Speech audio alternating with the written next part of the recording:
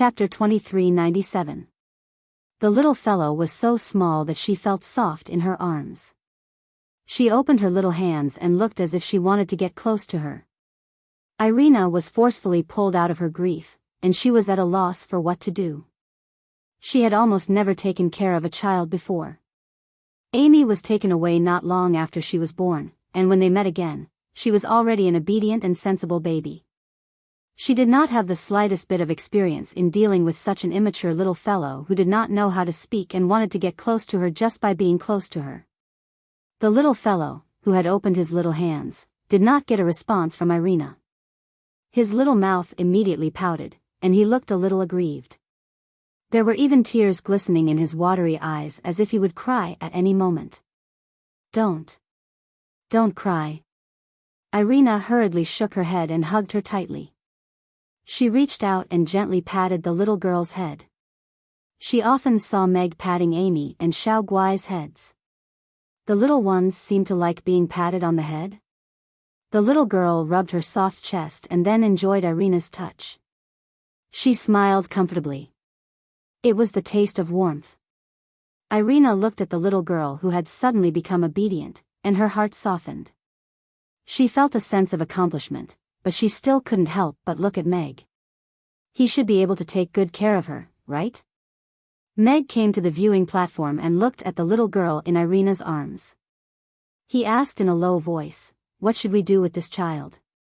The little girl looked up at Meg and bared her teeth at him. Oh, she only had 4 baby teeth, so she wasn't fierce at all. Instead, she was a little cute. "She's quite cute." Meg couldn't help but pinch her little face. 2 faint red marks were immediately left on her tender, snow-white face. The little girl immediately retracted her teeth and looked at Irina. She was about to cry, and she looked as if she had been wronged. Irina didn't spoil her. Instead, she looked at Meg and asked, "That monster, what's its background?" "It should be from the buried city." "It's not a monster, but a machine that's being remotely controlled." "It's similar to the dwarves' mechanical arts," Meg said telepathically. Irina's expression turned solemn as she replied, "Didn't you say that the underground city has nothing to do with us? Why would they send people to kidnap this child? Moreover, was the dungeon's mechanical engineering that powerful? To actually be able to create such a mechanical puppet whose strength far surpasses that of the 10th level. The peace between the 2 worlds is built on the basis of one being strong and one being weak. The gods have begun to reincarnate, and if they can grow into real gods again, then this balance will be broken. If the Norland continent had enough gods, would they lead the Norland continent to invade the underground city and fight for the chance to become a god? If you were the decision-maker of the dungeon, what would you do to prevent this from happening?" Meg's voice was low, and his heart was heavy. Irina pursed her lips and was silent for a while. "If that's the case, we can either take away these reincarnated gods who have yet to become gods or kill them. It's obvious that someone in the underground city already knows about the reincarnation of the god general. That's why they could appear here immediately." Meg sighed. Whether it was in terms of power or information, they could not compare to the underground city. This was going to be difficult. Of course. The dungeon's mechanical engineering is not common to be able to achieve this level. This should be an extremely rare existence. Meg shook his head. The cost of this mecha was probably much higher than Xi's battleship. "I intend to go to this child later. There's no one in the Wind Forest who can protect her," Irina said calmly to Meg, but her gaze was exceptionally determined. Meg nodded after a brief moment of contemplation. He turned to look at Sally, who was making her way over to him, and murmured, "I wonder what Sally is thinking." Sally came closer, and bowed slightly to Meg. She gratefully said, "Mr. Alex, thank you for your help in resolving the crisis for the elves." "You're welcome, Your Majesty." Meg nodded slightly and retreated to the side. Sally looked at Irina with reddened eyes. "My condolences, Your Highness." "I'm fine. However, I'm afraid you'll have to deal with the remaining mess for a while." Irina sighed softly. Looking at the trees and vines leaning against each other in the deep pit, she felt that the grief in her heart seemed to have lessened. This child. Sally looked at the child in Irina's arms. I intend to take her away, Irina said to her. Then I'll have to trouble you to protect her. Sally nodded and bowed to her again. The elves tried their best and lost the queen and the high priestess, but they still almost failed to protect this child. The current elves were too weak to protect this child. Just as the queen entrusted this child to Irina, at least Alex could protect her. No one knew when that strange and powerful existence would come again. Irina nodded slightly and looked at Sally expectantly. Then, I'll leave the elves to you. When this place regains its former freedom, the night elves who are willing to come back will come back. I will. Sally nodded. Meg whistled. Howl, a long howl sounded from afar. Meg and Irina boarded the griffin and flew away. All right, you can teleport me back now. Meg sat on the griffin and looked at Irina. Are you tired of playing two roles at the same time? Irina asked with a smile. It's all right. There's also a strange superhuman feeling. Light flashed, and Meg returned to the battlefield. Phew, what an intense battle. Alex is too powerful. He's our role model. Meg walked out from the room next door. Huh? Boss, where did you go? Yabamiya asked Meg. Everyone also looked at him. During the battle just now, he didn't seem to have much of a presence. Shirley looked at Meg with a strange expression. Where did he go?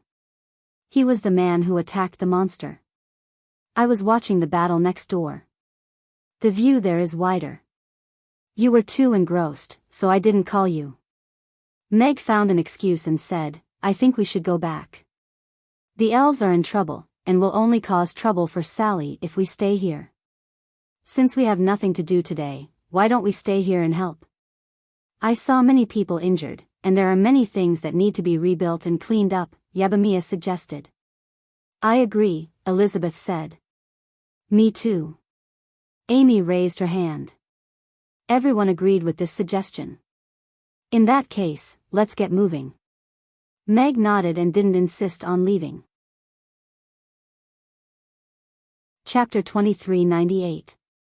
The ladies helped to clean up the battlefield and treat the injured. Meg was just a bystander with the physique of a normal person. His communicator vibrated. Meg took it out in a secluded place and connected to She. Mr. Meg, that monster is indeed from the underground city. I need to retrieve it and report it to the higher-ups to confirm its origin, she said directly.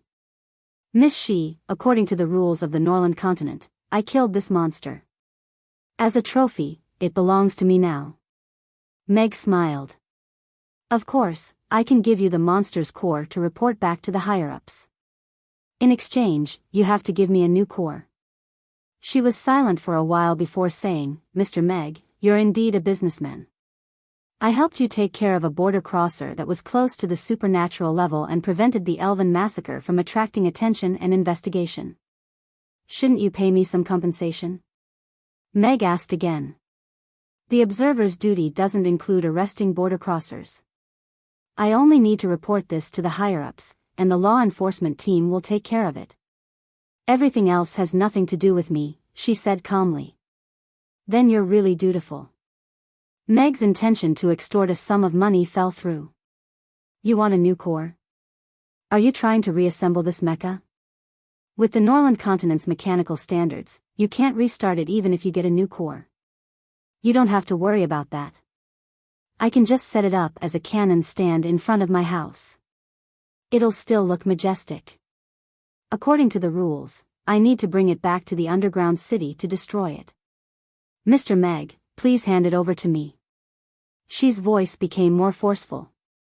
Heh, interesting. That's the rules of the underground city. What does it have to do with me? Meg laughed mockingly. Could it be that the underground city can't resist robbers who come to their door and have to send them out respectfully? She was silent for a while before saying as calmly as possible, Mr. Meg, our cooperation has been smooth so far. However, to ensure the independence and isolation of the underground city from the Norland continent, please cooperate. Actually, I just thought of a question. Miss She, please answer me directly. Meg's voice was slightly cold.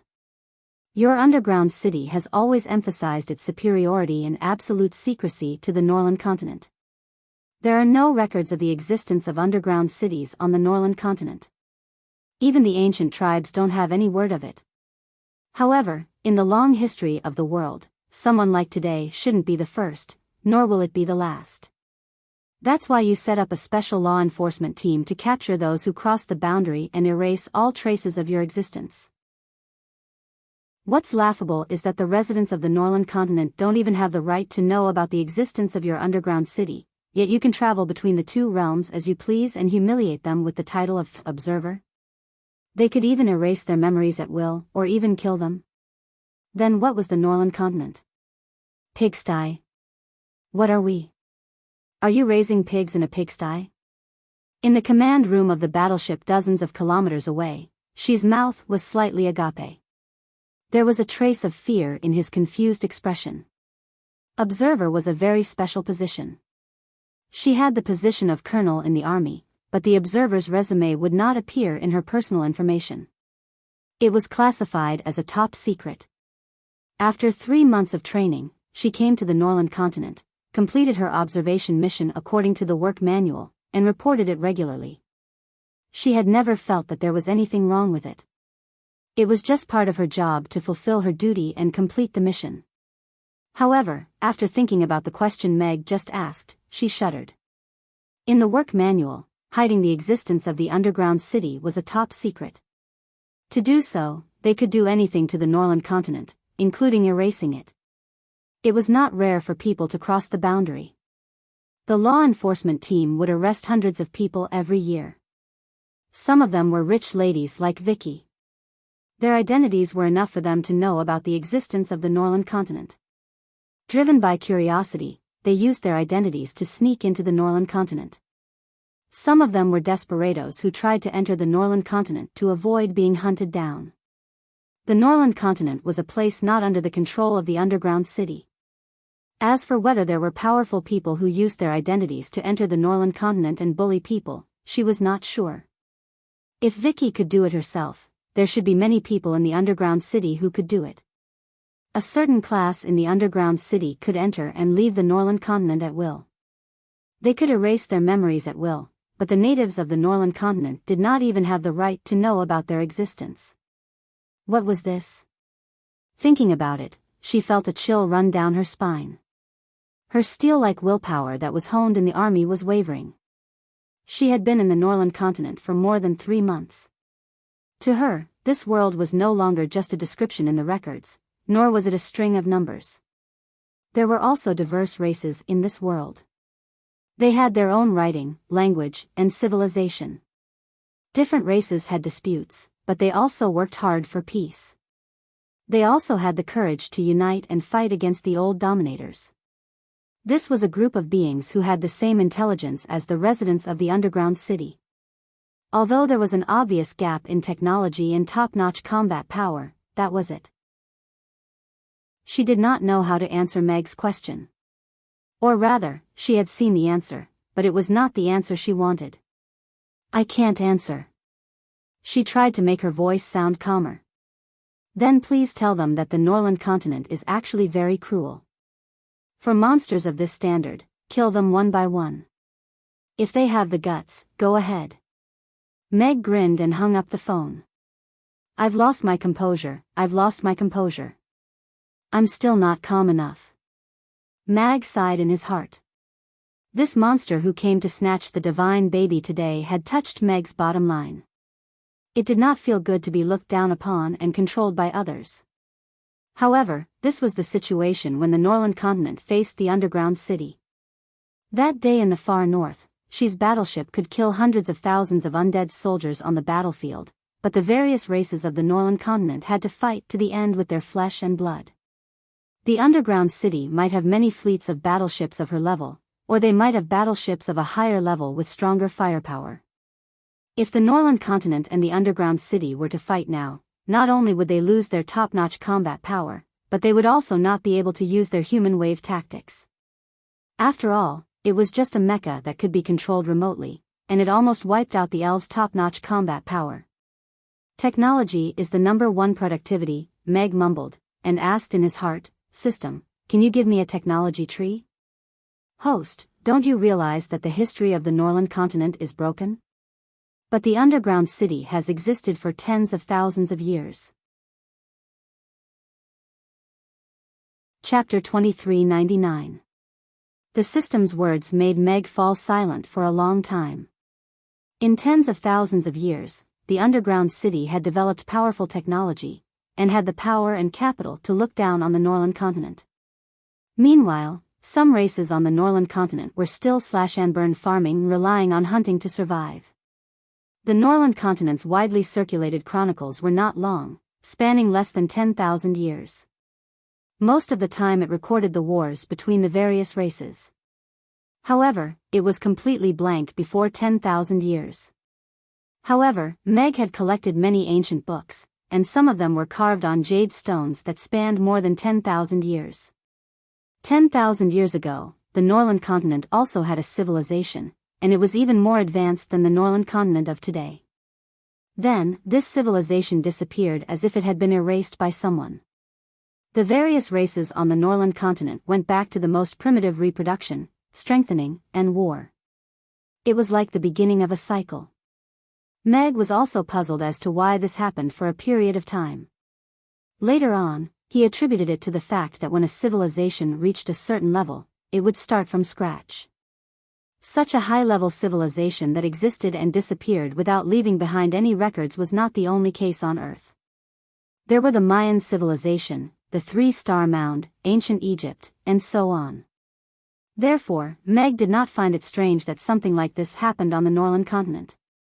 However, what if there was an underground city in addition to this cycle? Although there was no evidence to prove that the underground city was the culprit behind the destruction of the Norland continent's previous civilizations, the simple association immediately made the smell of conspiracy hit him in the face. There were also the gods that the various races worshipped. They did not ascend, but were forced to hide or parasitize somewhere, and then chose the right time to reincarnate. What happened back then? Why were the powerful beings who had already become gods so pathetic? Seems like I still have to find a chance to go to the underground city. I should be able to get more useful information there. Meg thought to himself. Little Guai had not awakened the memories of his previous life, and that babbling little fellow was even more out of the question. He still had to think of a way himself. Meg and the rest were busy until evening before they bade farewell to Sally and prepared to return to Chaos City. Thank you for your hard work today. I'm really sorry for not being able to host you properly after such a thing happened, Sally said to everyone apologetically. It's okay, we didn't do anything. Mia shook her head and said with a smile, when you're done with your business here, come to the restaurant to play with us. We'll ask the boss to make you delicious food. Yes, yes. Father knows how to cook a lot of dishes now, Amy chimed in. Okay, I'll come. Sally nodded with a smile. The frost dragon took off and returned to Chaos City. Father, was that little girl transformed from a big tree? Amy asked curiously as she looked at Meg. Little sister, you're so cute. Xiao Guai wobbled into Meg's arms with an adorable smile. I think so. Meg nodded with a smile. He wondered how Irina planned to raise the child. The little guy was the hardest to deal with. As soon as he woke up, he had to be hugged and couldn't be separated at all. Say, the elves exchanged their queen and high priestess for a child. Could that child be the goddess of life? Camilla suddenly asked. Meg glanced at her from the corner of his eyes. This big-breasted woman wasn't so brainless after all. There are no gods in this world. If there is one, the person closest to being a god should be Alex, and not a newborn child. Elizabeth's cold voice came from below to express a different opinion. Meg nodded slightly. He liked to hear such words. The debate about the gods didn't reach a consensus in the restaurant in the end. Among all of them, Gina was the only one who knew the truth apart from Mag. After all, the baby who was sleeping soundly in his arms right now was the sea god. According to Meg's original plan, he wanted to slowly collect the reincarnated gods, and then set up a training class for them to raise them into gods with ideals, morals, culture, and discipline. However, the underground city's sudden intervention made him feel a sense of urgency. Under the premise that their technology was tens of thousands of years behind, the gods might be the only card on the Norland continent that could challenge the underground city. Only the gods could go against the underground city's fleet. Seems like I have to try to let little Guai control the power of the gods when I go back. If the supernatural beings from the underground city come looking for me, I might not be able to defeat them. Meg looked at little Guai, and fell into deep thought. Meg and the rest returned to the restaurant. Once they entered, Irina, who was carrying the baby, came up to them. She looked at Meg with an embarrassed expression, and said, "Is this child spoiled? She's just whining and not sleeping." This. Meg took the child from Irina's arms. The little one looked at him with her watery eyes. She sniffed and whimpered pitifully. She was even biting her fingers. "She's probably hungry. Did you give her anything to eat?" "Hungry? But she didn't eat the food I gave her just now." Irina was puzzled. "What did you give her?" "Elf's favorite nuts, and pine nuts," Irina said. "Look at this little girl.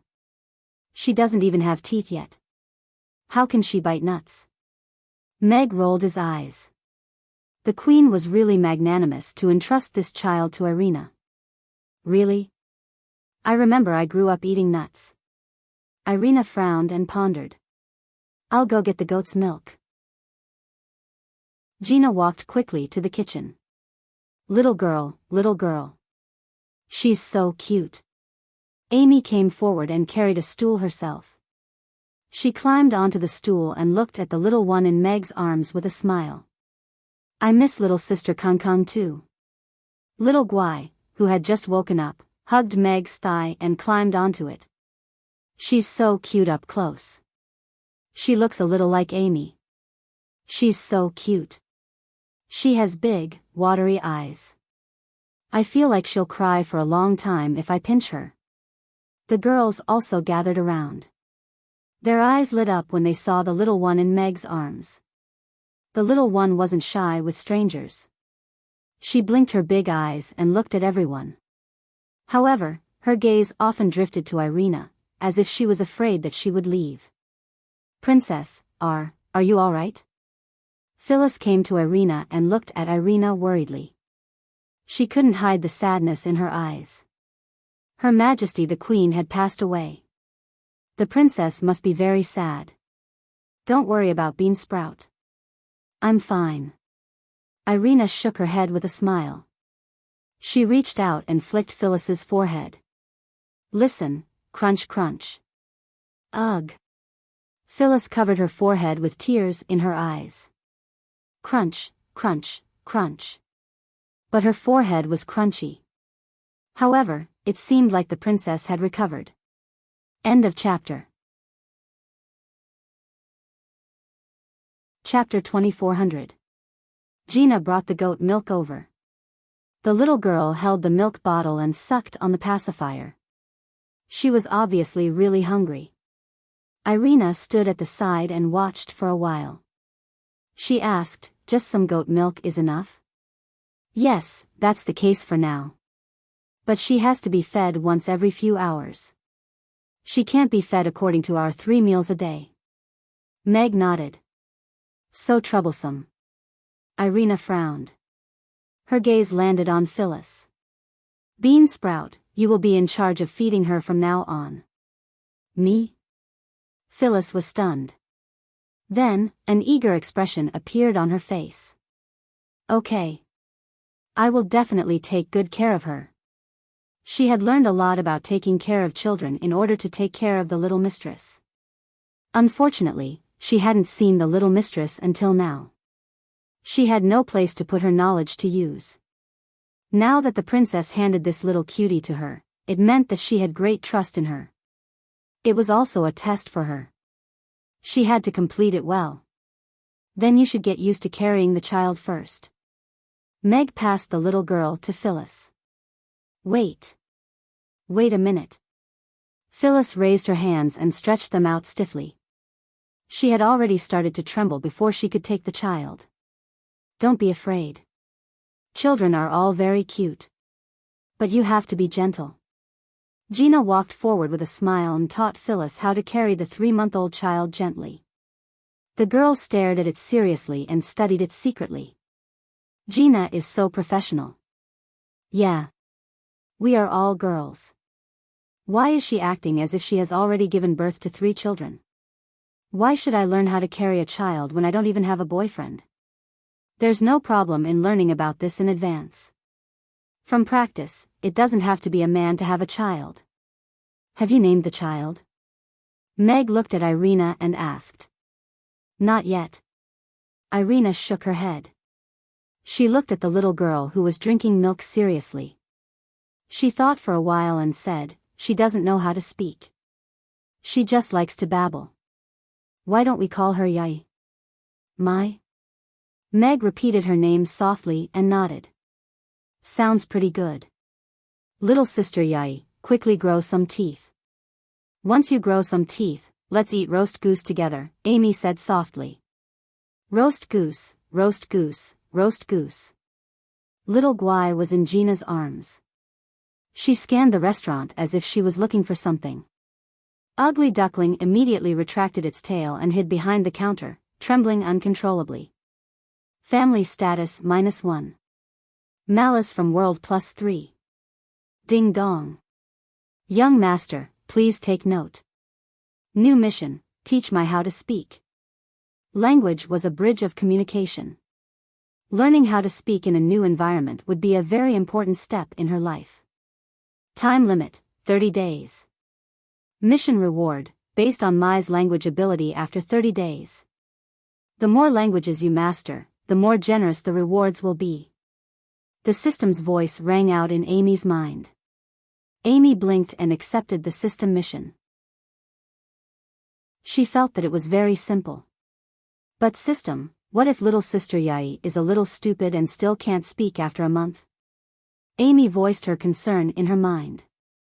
The system was silent for a while before saying, according to my analysis, she shouldn't be a stupid person. She was like the reincarnation of a deity.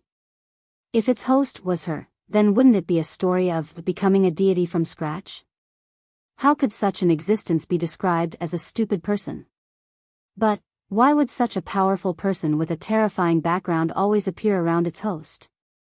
This put a lot of pressure on its business development as a system. If you wanted to break off an engagement, the girl was still young. If you wanted to play a loser, she had maxed out her talents and was proficient in both melee and long-range magic. If you wanted to play dumb to eat the tiger, she was already a world-renowned genius. Furthermore, she had 2 old grandpas backing her. If you wanted to issue a mission to kill monsters, the host wouldn't even have a chance to do anything unless she ran away from home. As for the forceful method of ordering the host to run away from home, it was even more useless. She wouldn't even listen to him, okay? As a system with dreams and ambitions, it had actually fallen to the point of issuing a mission to teach a baby how to speak to its host. Anyone who heard it would feel sad and cry.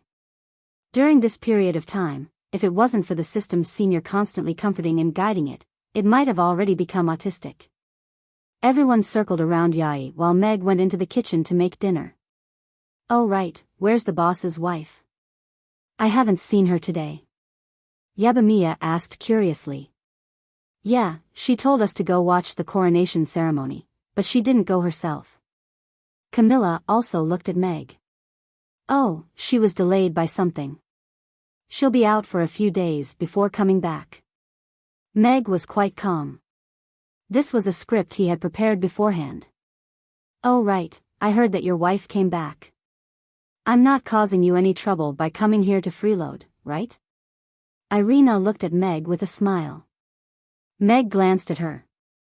This unplanned conversation was the one that was causing him trouble, okay? It's okay. It's fine as long as you don't come when my wife is home, Meg said. Is that so? Irina raised her eyebrows slightly and revealed a dangerous smile. Then can I raise Yai here? Everyone stopped eating and looked at Irina and Meg in surprise. Meg was stunned. He looked at Yai, who was sleeping soundly in the cradle, and shook his head. This really can't do. We have 3 girls in our family. We can't afford to raise them. You can't afford to raise them, or you don't dare to. Irina looked at him and asked. I can't afford to raise them, and I don't dare to raise them, Meg said honestly. I'll let Doya stay here too. You'll be in charge of guiding her. Irina gave in. We've never raised a child before. What if she goes bad? If she stays here, at least Gina can help guide her. Meg looked troubled. I think it's fine. I'll help take care of Yai, Gina said with a smile. It's indeed a little difficult for Phyllis to take care of her alone. Everyone understood. Irina was preparing to freeload so that the boss and Gina could help take care of Yai. Since Gina has said so, let's let Phyllis and Yai stay in the restaurant for a while, Meg agreed with a troubled expression. Then, he secretly gave Irina a thumbs up. She was indeed his wife. Her ability to adapt was so strong. She had openly placed the children in the restaurant. Shirley glanced at Meg, then at Irina. She lowered her head and ate. Now, it seemed that the things that she found strange before were not strange anymore. However, it was still a little strange that Alex, who had just killed a monster over level 10 with 1 strike, was acting with Princess Irina. End of chapter. Chapter 2401. The Queen and Helena fought the unknown monster and died of exhaustion. The news of Sally ascending to the throne quickly spread across the Norland continent. All the races were shocked. The shadow of the great old ones was still there, and all the races were still very fearful and vigilant of the devils. However, the result of this news was that Alex arrived at the crucial moment and killed the monster. Damn it. He got it again. Rankster, who was sitting on the ice throne, crushed the intelligence jade in his hand with a smile. We still have to contact Alex and Irina about this. Where did such a powerful monster come from and what its motive is? We have to find out, Douglas said with a serious expression. The elders of the Frost Dragon tribe chimed in one after another. All of them looked worried. The Elven Queen and Helena were both top powerhouses who had experienced the war among species. They were also the leaders of the Elven race for the past few centuries. Their deaths were not only a big deal for the elves, but also for the entire Norland continent. Rankster said in a low voice, I will make a trip to Chaos City personally. Chaos City, the City Lord's castle conference room. How is the Elven race now? Michael asked Roland with a serious expression. The overall situation is still stable. The new queen had successfully controlled the Wind Forest before she ascended to the throne. Currently, the borders have been sealed, and the Wind Forest is in a state of emergency, Roland replied. At the same time, he took out a piece of intelligence and passed it to Michael. Irina's support for the new queen has greatly stabilized the Elven race. Michael quickly scanned through it, and lamented, I didn't expect Helena to choose to let go in the end. This should not be an easy decision for her. When the Elven race's situation stabilizes, maybe we can consider building a railway line to the Wind Forest, Roland said with a smile. Demon Islands, Abyss. The Elven race is in a period of weakness. It's a pity that the peace treaty has been signed, and Alex is such a busybody. Otherwise, we would have a chance to complete our unfinished business back then. The Elven Queen and Old Witch Helena are both dead. This is indeed a once-in-a-lifetime opportunity. What a pity, what a pity. According to the legends of the elves, elves will become a leaf on the Tree of Life when they die. Now that the Tree of Life is gone, what do you think they will become? On the balcony, Irina looked up at the starry sky. Beside her was a row of empty wine bottles. Meg pondered for a moment. He really couldn't bring himself to say that they would become stars. After a moment of silence, he said, "Perhaps some elves won't leave even if they die. They might continue to protect the forest and their people." Irina turned back to look at him, her slightly flushed face showing some indignation. "I was already tired enough when I was alive. Can't I be relaxed and happy in death?" Meg was speechless. After a moment of silence, he said, "From the looks of it, they might have turned into a tree and a vine. You also think that they changed?" Irina smiled, and there was a hint of genuine joy in her smile. "When I was young, Mother Empress often told me stories and taught me magic under the Tree of Life. At that time, I didn't think Helena was that bad. I even thought that her crystal ball was very interesting and that star magic was very mysterious. I wanted to learn it, but I couldn't." Meg looked at Irina, who was sitting on the balcony, and told her some stories that were hidden in the depths of her memory. Her slender legs swayed gently outside the balcony. The atmosphere wasn't too sad. The moonlight shone on her side profile, and she looked like an ordinary girl reminiscing about her childhood. In the quiet night, only the chirping of insects and her light voice could be heard. After she finished her story, she picked up the bottle of red wine and downed the remaining half of the bottle. She burped, and then fell into Mag's arms drunk. Little celestial maidens also have troubles and get drunk. Meg picked her up and went downstairs. About 10 minutes later, Meg returned to the balcony. He looked at she, who had appeared out of nowhere, and said with a smile, "Did you bring the new core?" She looked into Meg's eyes as if she wanted to see through him. She said calmly, "You should know that having such mismatched things is not necessarily a good thing for the Norland continent." "I know, too. It's worse to be a little white rabbit who only knows how to pretend to be obedient," Meg said with a smile. "I've already reported the news. The higher-ups might send a law enforcement team to investigate. Before that, I hope you can give me the mecha, and this matter will have nothing to do with you." Meg was not surprised that she had already reported the matter. He was not narcissistic enough to think that he could bribe a professionally trained soldier with a few dishes. "You seem to have misunderstood something. What happened now is that the people from the underground city came to the Norland continent and killed the elven queen and high priestess, as well as dozens of elves.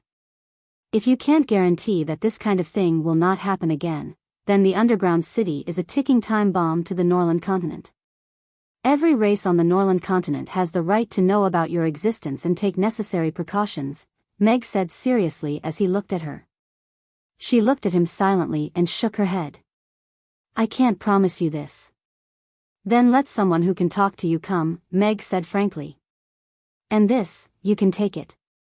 Meg took out the mecha's core and put it on the ground. She took out the storage box and put away the core that was several meters tall before turning to leave. "Do you want to have a drink before you leave?"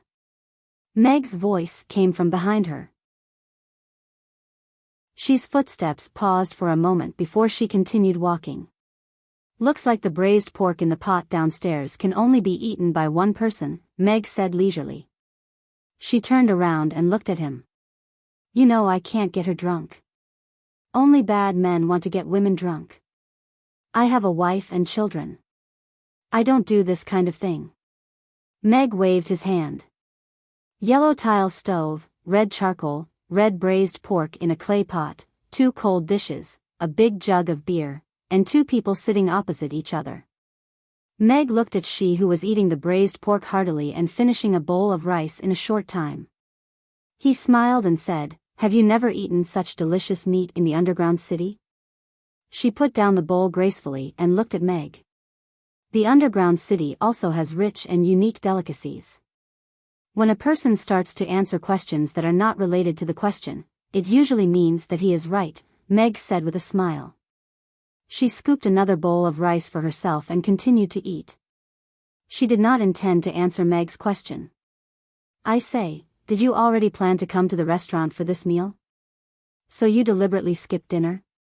Meg suddenly realized a serious problem. You're the one who invited me here, she replied calmly.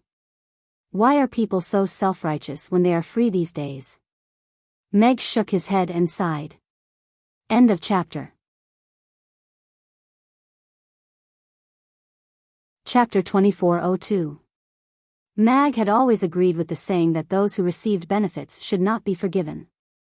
Therefore, Mag began to interrogate Shishi after she finished 3 bowls of rice and took away the last piece of braised pork in the pot with a satisfied smile. Is it good? Meg asked with a grin. Not bad. She wiped the grease at the corner of her mouth with a tissue. Her calmness had a hint of unnaturalness.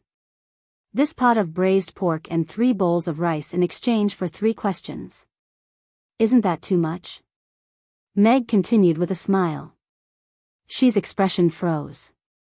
She glanced at Meg. I've said that I have no authority to divulge information related to the buried city. Don't be nervous. I'm just asking some basic questions. It won't involve any secrets. Meg took a sip of wine. Moreover, since the people of the buried city like to sneak in, I'll catch 1 or 2 sooner or later. These questions will come out from their mouths sooner or later, won't they? Your way of thinking is a little dangerous. She frowned but could not refute Meg's words. Hundreds of buried city residents sneaked into Chaos City every year. With Meg's current ability and status, it was not difficult to catch 1 or 2. However, Meg's way of thinking had already touched upon the rules of the buried city. Then I'm going to start. First question. Is the buried city controlled by tycoons? Meg went straight to the point. She took a deep look at Meg and said, no. Is the military under the command of a unified government or an independent existence? Meg asked again. I can't answer this question. She refused directly. Did you send this mecha today? Meg asked the last question. No. Okay, 3 questions over. Meg smiled and raised his glass. For peace. She stared at him for a while before raising her glass and finishing it in 1 gulp. Actually, I don't have any ill intentions towards the dungeon. It would be good if both sides maintained their previous state and never interacted with each other. Of course, the premise is that today's incident won't happen again. Meg put down his wine glass and said indifferently, the one who died today was my mother-in-law. And that guy only lost a mech. I still remember this grudge. The vigilance between Shi's brows eased a little. She had already reported today's matter, but with her rank, she would not receive any feedback from the higher-ups. However, this demigod-level mecha was definitely not from the military. The reason was very simple. The current mecha possessed by the military was far inferior to the one that appeared in the elves' territory today. Even in the underground city, no one had ever heard of a demigod-level mech. One had to know that even in the underground city, a level 10 powerhouse was still a top existence. The number of extraordinaires could be counted on one hand. They were the elders who did not care about worldly affairs. A demigod-level mecha had appeared on the Norland continent. She could already imagine the shock it would cause when the news reached the military. The military would definitely want this mecha back. If Meg did not give it to her, she would not be able to get it. The military would naturally send someone who could get it. However, just as Meg said, this mecha had killed the Elven Queen and a dozen elves today. Although the guy hiding behind the mecha had lost a mecha, he was not injured. He was unwilling to give the mecha to her, so he probably had the intention of making a deal. We don't know who is controlling the mecha at the moment.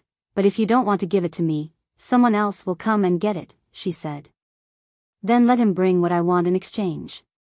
After all, he has to pay with his life for killing. I don't know if this principle applies in the underground city. Meg's knuckles gently knocked on the wine glass, making a crisp sound. Goodbye. She got up and went out. I won't see you out. Meg's voice came from behind her. Meg looked at the slowly closing door in silence for a while. He poured himself another glass of wine and asked in his mind, System, have you learned it? If you can copy it, it would be a waste to exchange this broken mecha for a stainless steel basin. Host, are you still human to let a gourmet system do this kind of thing? You are forcing this system to do something improper. Aren't you a system that loves to learn? Now that a product of a higher civilization is in front of you, don't you have any ambition? You have to know that even if it's just growing vegetables, you have to always have a positive heart. Otherwise, how are you going to follow me to conquer all the worlds in the future? Meg said passionately. The system was silent for a while before saying faintly, why does this sound a little wrong? As a system, shouldn't I be the one urging the host to work hard and learn? As a system, being a vegetable is the original sin. Meg clicked his tongue and said, look at Amy's system. The printer she casually took out is nuclear-powered. Tell me, what can you do? I can grow vegetables. The system said weakly. Then let me ask you. If the underground city invades the Norland continent, with your current ability, can you protect your farm and ranch? Can you guarantee that the fish in your fish pond won't be taken away by them? Can you guarantee that the rice that you painstakingly grow won't be trampled by them? Meg's words hit the system hard. I can't, right? The system's voice trembled slightly.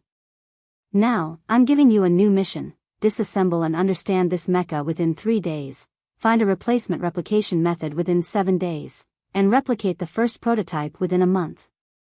Mission completion reward, a demigod-level door god. Mission failure punishment, the ownership of all the markets may be transferred to someone else. Meg said with a serious expression. I accept. Wait. The system's voice paused. Why does this feel weird? Why is the host giving the system a mission now? Also, didn't I create this reward myself? The mission has been given. Whether you can complete it or not is up to you. Don't you have a group chat? If you don't understand anything, you can ask your friends. Don't tell me you've been kicked out of the group chat. Learning system, a line of small words floated across Meg's mind. The system went offline immediately. Meg was stunned. He laughed. Good heavens. Don't tell me I've really been kicked out of the group chat. That's fucking embarrassing. After finishing the wine in his glass and cleaning up the table and kitchen, Meg went upstairs. After washing up, he didn't go straight to bed. Instead, he went to the study and took out the Miss Black Cat picture book that and had hand-drawn. Humans couldn't earn money beyond their knowledge, and they couldn't tell stories beyond their knowledge. Vicky came from the underground city. She was the daughter of a big family, and should have some connections with the military. That was why she had an independent battleship and could operate a mecha skillfully. Therefore, Meg planned to study the Miss Black Cat that Vicky had created. Perhaps it hid the social structure of the underground city. End of chapter.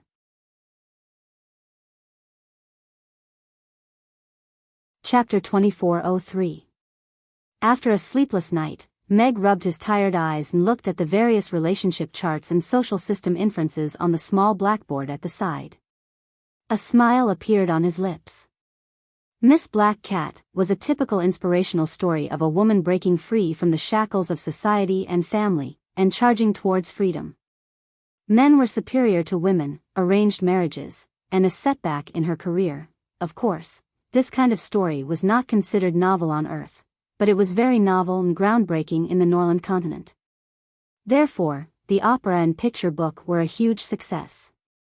And in this story, the society described by Vicky incorporated some of the local customs of Rodu, but there were also many differences from the current world after careful study.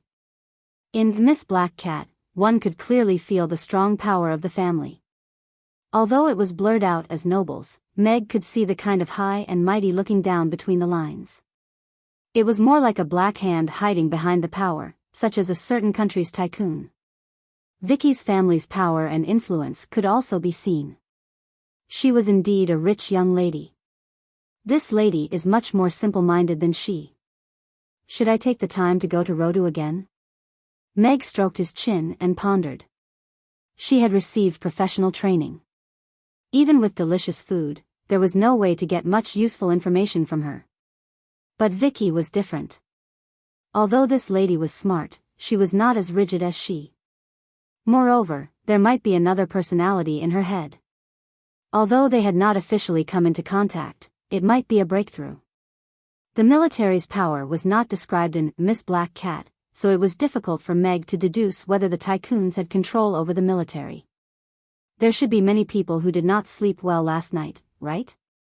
Meg wiped away the relationship chart on the small blackboard and left the study. Marshall, the analysis report of the Mecha Corps is out. This corps does not come from the military, nor does it belong to the 5 major companies. The technology is 1 generation ahead of the corps that the military has put into use. It belongs to the 132nd generation of the corps among the 5 major companies. It is still in the research and development stage, but the information is limited at the moment. A staff member walked into the office and handed the scroll tablet to Ferdinand, who was sitting behind the desk, respectfully. Ferdinand flipped through the information, frowned, and said, "You can't find the source? You can't crack it either?" The core was set to self-destruct, but it was violently destroyed by an unknown external force, and the self-destruct mode was activated. After dismantling it, very little useful information was obtained, and it was not enough to crack the code. As for the source, the technicians are stepping up their investigation. At present, the inference is that the existence of this core technology that surpasses the Big Five is most likely from the Immortal organization. In the previous operation, similar technological means were discovered. The staff quickly replied. The Undying? Ferdinand's frown deepened. It's these guys again. Marshall, the technical department has requested to inspect the other parts of the mech. Perhaps we can find more information from the other parts, said the staff member. There's no time for that now. Let them continue to investigate this core. Ferdinand raised his hand, indicating for the staff to leave. Ferdinand was the only one left in the office. The display on the wall started to play a battle video. A masked man slashed a mecha that was more than 100 meters tall into 2 halves with a single slash of his sword. Then, he stomped on the mecha's core, which was about to self-destruct, and played the clip on a loop. The video paused, and the metal capsule that had been kicked away by the man was zoomed in. There was a little elf inside. Is this little fellow their target? Ferdinand pondered. Yesterday, she had sent back news that a demigod-level mecha had appeared on the Norland continent, and caused the death of the Elven Queen and High Priestess. This was no small matter. The underground city prohibited private individuals from crossing between the 2 realms, but it was not stopped. Every year, the border enforcement team would arrest hundreds of border crossers. These border crossers had different abilities, but there were very few 10th-tier existences. The more powerful one was, the more one would understand the price one had to pay for such behavior. As for extraordinaries, they were no longer restricted. The abilities of border crossers were limited, and most of them avoided the pursuit of the enforcement team. After arriving on the Norland continent, they rarely caused trouble. This incident caused the death of the Elven Queen and High Priestess. It was a major event that was enough to shake the foundation of the Norland continent. And the cause of this incident was actually a mecha. Its ability was far beyond 10th tier, close to that of an extraordinary's mecha. Level 10th tier mechas were still in the stage of small-scale production among the Big Five. Now, there was actually someone who could operate an extraordinary mecha and cross over to kill and rob. This was completely beyond the control of the military. However, this mecha did not escape unscathed. Instead, it was destroyed by this young human called Meg Alex. While he was surprised by the young man's ability, Ferdinand's admiration for him also increased by a few notches. This was not the first time he had noticed this man. This young man was known as the most powerful person on the Norland continent. He had once led the Norland continent's encirclement and annihilation of the Great Old Ones, and successfully sealed Cthulhu. She had interacted with him before, and he had saved Vicky's life. Speaking of which, he still owed him a favor.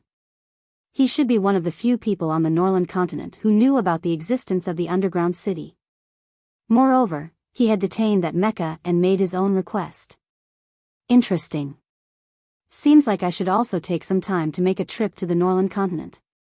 Ferdinand turned off the video and stood in front of the floor-to-ceiling window to look at the busy base outside. A cold smile appeared on his lips. Those old farts. Are they trying to break the rules again? But this time, an interesting little fellow has appeared. This stupid human made me lose a super mecha. Damn it. In an ancient and dim hall, a low and hoarse voice reverberated in the empty hall. At the end of the hall, there was a huge black stone pillar. Ancient inscriptions covered the stone pillar, and at the top of the stone pillar, there was a black and gold spear. The spear was nailed to the stone pillar, piercing through an indescribable thing that was like chaos. The stone pillar and spear seemed to have existed for countless years, but that indescribable object that was half chaotic seemed to still be breathing as it squirmed irregularly. Below the stone pillar, there was a black stone chair. Shrouded by the shadow cast by the stone pillar, a hunched and thin figure sat in the darkness. And below, there were 4 men in black robes. They wore the same faceless mask, and stood with their heads lowered. Kill him and get the divine infant back. A voice came from the darkness again. Yes. One of them stepped out silently, and then disappeared from the hall instantly. Hall Master, the military is closely investigating the origin of the mecha. Do we need to use our power to suppress this matter? A faceless man asked softly. No need. Since Ferdinand already knows about this, then it can't be suppressed. Let him investigate. I want to see what he can find out.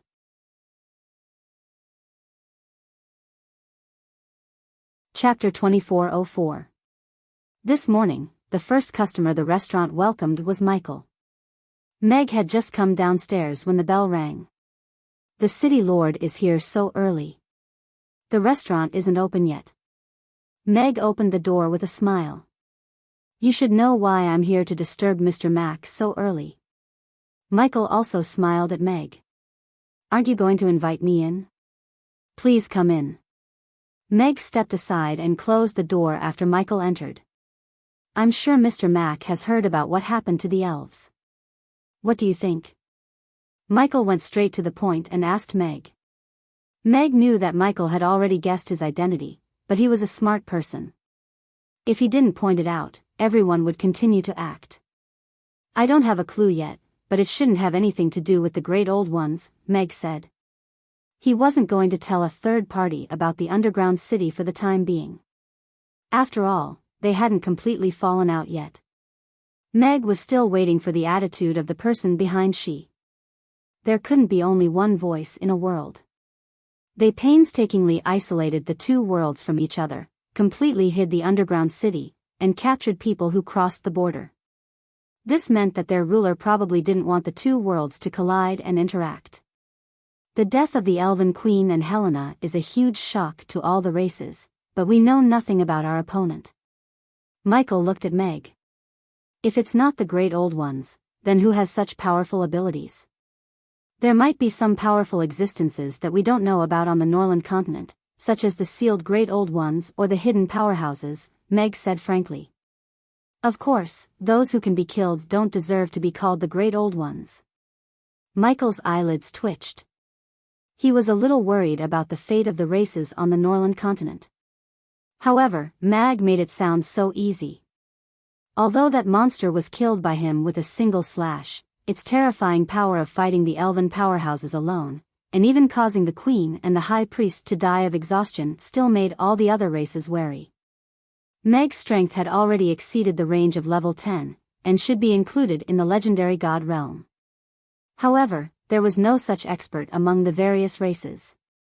If such a powerful monster appeared in the territories of the various races again, the consequences would be unimaginable. Don't look at me, I'm just a chef. I just made the tofu pudding. Do you want some? Meg's voice drifted out from the kitchen. Please make an exception and pack one for me. My wife said that she hasn't had tofu pudding in a few days, and she was still complaining to me yesterday, Michael said with a pleading smile as he stood at the entrance of the kitchen. Meg looked at him and pondered. How fast are you? In 3 minutes. Michael patted his chest. Then you still have to be careful. Normally, a normal man can last for more than 3 minutes. Meg looked at Michael sympathetically. You can come to the restaurant more often to eat, Buddha jumps over the wall. It's very nutritious. Meg still packed 2 servings of tofu pudding for Michael, 1 sweet and 1 savory. He also brought his young mistress Cher along. There's no use in rushing things like this. Everything has to be done slowly, Meg said earnestly as he patted Michael's shoulder. Michael looked at Meg. He felt that there was a hidden meaning in his words, but he couldn't understand it. Thanks. Michael took out a dragon coin and placed it on the table. He took the initiative to pack 3 bowls of congee with pork and century egg before leaving satisfactorily. Meg knew that Michael was indeed very fast. He was able to send these 2 servings of tofu pudding back to the manor in the best time to eat it. This was much better than a certain group. As for what Michael said earlier, it was also within his expectations. The various races had yet to escape from the shadow of the great old ones, and now the sudden deaths of the Elven Queen and Helena happened. This kind of unknown and powerful existence was often even more terrifying. Irina came downstairs in her tulle pajamas. Her long and smooth legs were faintly visible under the skirt. What did that woman say when she came yesterday? Ah. You didn't sleep last night? Meg felt a little guilty. Irina pulled out a chair, and sat opposite Meg with her fair legs crossed. She sneered with a hint of mockery. Heh heh. She got me drunk and then hooked up with other women behind my back. Wasn't that satisfying? First of all, you got drunk yourself. There's no such thing as getting drunk. Secondly, I wasn't hooking up with other women. It was a necessary social interaction for work. Lastly, it wasn't satisfying at all. I fought monsters in the day and had to be careful of the soul trainer at night.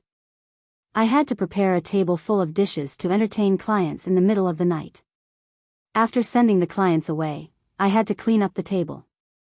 After that, I had to stay up all night to do the relationship chart. I had to wake up early in the morning to cook and prepare to open for business. The more Meg spoke, the more he felt wronged. All this suffering, all this tiredness, for who? Irina stared at Meg for a while and was unmoved. Instead, she said faintly, Why? Do you want me to praise you? That's not necessary. That woman came yesterday to ask for something. I gave her half and told her to get someone in charge to take the remaining half. Her words don't count. Meg immediately changed his attitude. Aren't you worried that they'll gather a few gods to kill you first? If they don't mind the buried city being completely exposed, they can try. Meg smiled with some confidence. What if this mech was sent by them?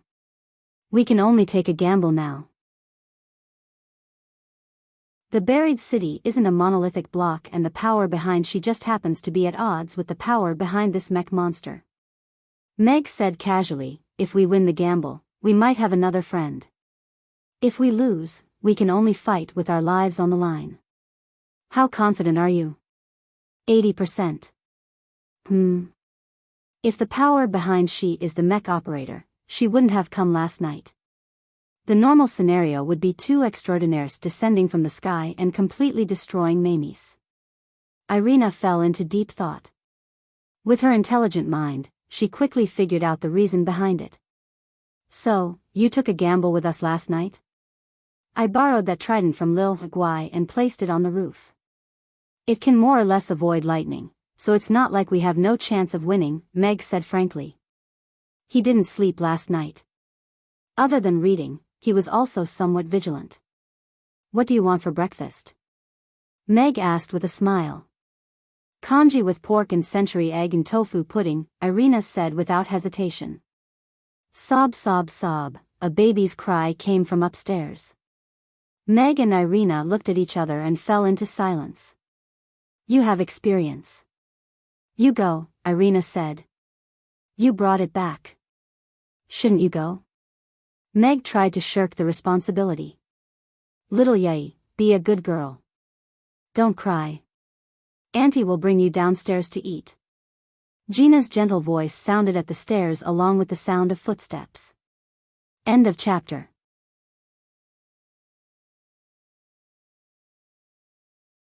Chapter 2405. Gina carried the toddler downstairs. The little fellow's big eyes were glistening with tears, and he looked like an aggrieved kitten.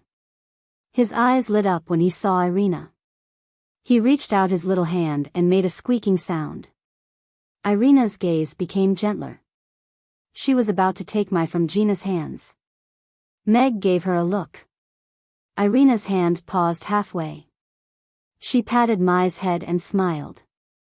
Is this the child you brought back yesterday? She's quite cute. Yes, lady boss. You're back. Gina nodded with a smile. Her name is Mai. She can't talk yet, but she seems to like you a lot. Do you want to get her something to eat? Let me hold her for a while. Irina smiled and reached out to take Mai from Gina. I'll have to trouble you then. Gina walked towards the kitchen to prepare breakfast for Mai. Squeak. Mai acted coquettishly in Irina's arms as if she had temporarily forgotten about her hunger. Taking care of a child was a technical job. Normal people wouldn't be able to do it. For example, Phyllis, who followed them downstairs. She was a young girl, but after one night, not only did she have 2 eye-catching dark circles under her eyes, but she also looked dull as if she had been through some serious torture. Boss, lady boss. Phyllis greeted Meg and the others. She stared at Mai in Irina's arms in a daze. Doe. Phyllis, what happened to you? Irina looked at Phyllis in surprise. It had only been one night. How did she become so dispirited? Yes, were you frightened yesterday? Meg asked with concern. No, nothing. I just didn't sleep the whole night watching her. Phyllis shook her head. She didn't forget to remind him, you have to be careful when you carry her. Her body is very soft. She can get hurt easily. Does Mai cause trouble at night? Meg asked with some surprise. Some children were quite noisy at night, causing the people taking care of them to suffer. No, I woke up once last night. After drinking the goat's milk that Sister Gina prepared, I immediately fell asleep again. I slept soundly until dawn. Phyllis shook her head. Then why did you stare at her the whole night? Irina couldn't help laughing. I was worried that she would flip over and fall to the ground. The princess told me to take good care of her. Phyllis blushed and said in embarrassment. It's Phyllis's first time taking care of a baby, so she's too nervous. Actually, I've already set up a protective formation around her bed. Even if Mai wakes up in the middle of the night, she won't fall off the bed. Gina walked out of the kitchen with a milk bottle and handed it to Mai. The little guy consciously hugged the milk bottle and began to suck on it. It was extremely fragrant. She's just too responsible. Gina looked at Phyllis with a smile and said tenderly, but it's too tiring to take care of a baby like this. You still have to sleep when you need to. The little ones sleep soundly. As long as you let them fill their stomachs, you don't have to take care of them at all. Okay, I'll be more careful next time. Phyllis nodded in embarrassment. Phyllis, eat something first, then go upstairs and get some sleep. I'll be in charge of cutting the ingredients this morning. Meg scooped a bowl of tofu pudding for her. You'll feel refreshed after you wake up. It's okay, boss. I can finish my job. Phyllis glanced at Mai. Besides, I still have to take care of little Mai. Okay, go to sleep. I have nothing to do this morning anyway. Let me take care of this child. It seems like she likes me, Irina said to Phyllis. You can't take care of anyone like this. Phyllis felt a sense of familiarity from the lady boss. Inexplicably, she felt a little guilty and nodded obediently. After breakfast, Phyllis went upstairs to get some sleep. Mai drank 2 bottles of goat's milk before putting down the milk bottle in satisfaction. She lay in Irina's arms. "You've made so many delicious dishes. Is there nothing she can eat?" Irina asked Gina. Although goat's milk was good, it couldn't be compared to Meg's delicacies. Mai is still young. She's about 3 to 5 months old. She only has 3 baby teeth. She can't digest a lot of food, so it's safer to let her drink goat's milk for now, Gina explained. When she's a little older, we can give her some supplementary food, but it can't be what we eat. It's too sweet or too salty. We have to make it for her. Irina nodded thoughtfully. She looked at Gina with emotion. "Gina, you know so much. So it's not easy to raise a child." She couldn't help but look at Meg. Her gaze became gentler. Meg only smiled. He didn't know much about raising a child, either. "Where's little Guai? Is she still not awake?" Meg asked Gina. "She should be awake soon, but she's already learned how to dress and wash herself. She can go downstairs by herself," Gina said. "Mommy, my throat feels uncomfortable," little Guai said as she ran downstairs and looked up at Gina. "Are you sick?" Gina touched little Guai's head nervously and asked her to open her mouth. She didn't feel hot, and her throat didn't look red, either. "Do you want me to try healing?" Irina asked. "I think she's wearing her clothes inside out," Meg said faintly after watching for a while. The dining room was silent for a while. Then, laughter erupted. Little Guai was wearing a pullover sweater today. It looked the same front and back. However, it was indeed inside out. That was why she felt like she was being strangled by fate. "Look at you. I told you to distinguish the front and back of your clothes before you put them on. Why did you put them on so casually?" Gina said with a helpless smile as she changed little Guai's clothes. Little Guai poked her head out of the collar with some effort. She stuck her tongue out at Meg, and said aggrievedly, "Why do I have to distinguish the front and back of my clothes? My neck is clearly round." At first glance, it sounded quite reasonable. Mai, come down and play with big sister." The little fellow stared at Mai in Irina's arms after changing her clothes. Mai lowered her head and stared at little Guai for a while. She didn't move for a while, as if she didn't want to. "Come down, big sister will bring you to ride the big cat." Little Guai grabbed Ugly Duckling, which was passing by, and sat on it skillfully. Ugly Duckling froze instantly. It turned to look at little Guai. It didn't dare to get angry, nor did it dare to say anything. Mai's eyes lit up when she saw Ugly Duckling. She waved her little paws and squeaked as if she couldn't wait to get on the ground. "All right. You can get on the ground to play if you want." Irina put Mai down on the ground directly. An elf cub wasn't as weak as a human cub. Although they were delicate, crawling was definitely not a problem for them. The dining room wasn't open for business yet. The floor had been cleaned with magic last night, so it was spotless. It was the cleanest playground for children.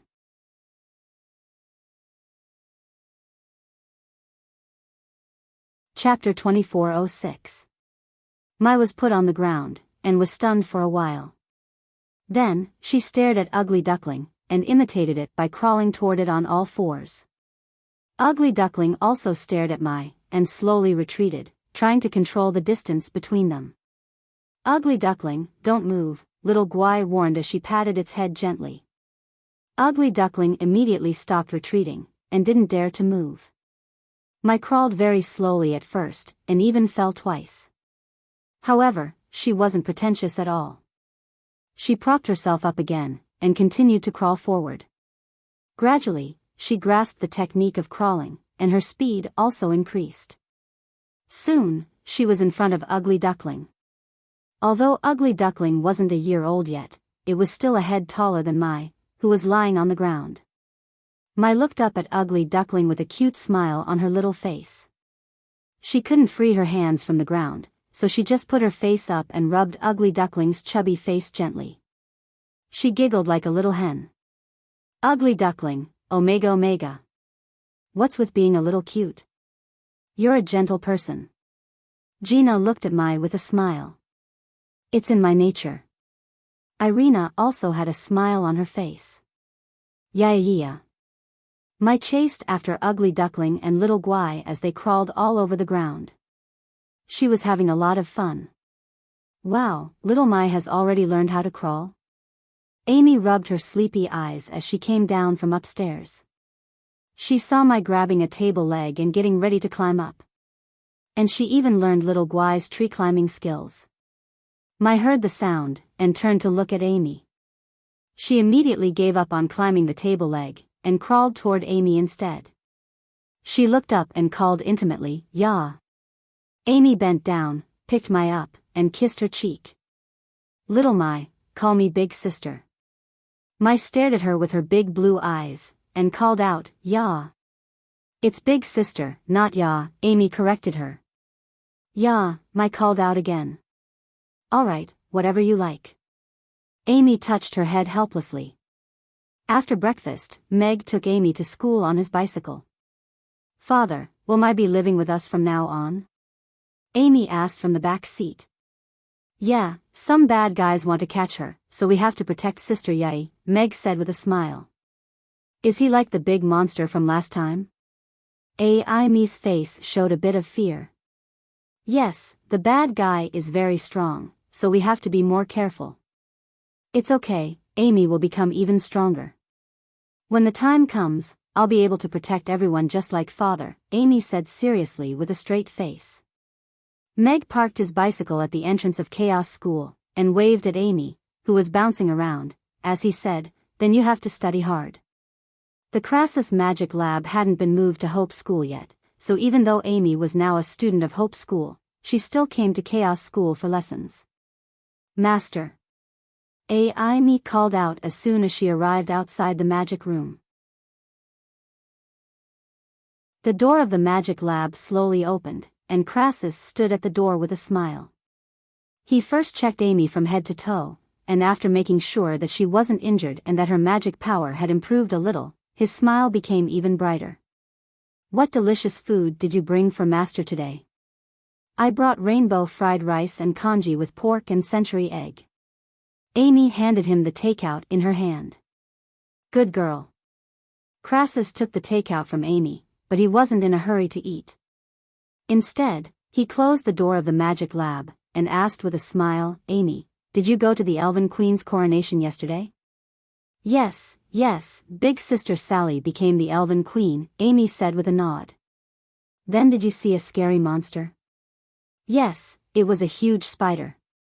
It was over 100 meters tall, as big as a giant dragon. It was so scary that even the elves couldn't beat it." Amy nodded with a look of lingering fear. "What happened after that?" "After that, our hero Alex appeared. He severed the spider's leg with one slash of his sword, then split the spider in half with another slash of his sword. Finally, he crushed its heart with one stomp, and that was the end of the battle." Amy's face lit up with admiration as she recounted the story. "That's it?" Crassus was stunned. He had heard about what happened to the elves yesterday.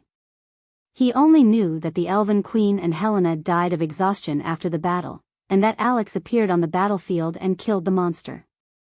However, according to Amy's description, the monster that broke through the Elven powerhouse's defensive line was killed by Alex with only 2 slashes and 1 kick. The elves were not weak, and the Elven Queen and Helena's strength were not to be underestimated. It was clear that the monster was extremely powerful. However, this kind of power was different from that of the demons. At least, it was something that Alex could kill. At the same time, it also proved that Alex should be stronger than he was during the battle on the ice plains. Master, if you were here, would you be able to defeat that monster?" Amy looked up at him and asked expectantly. "This. Ahem.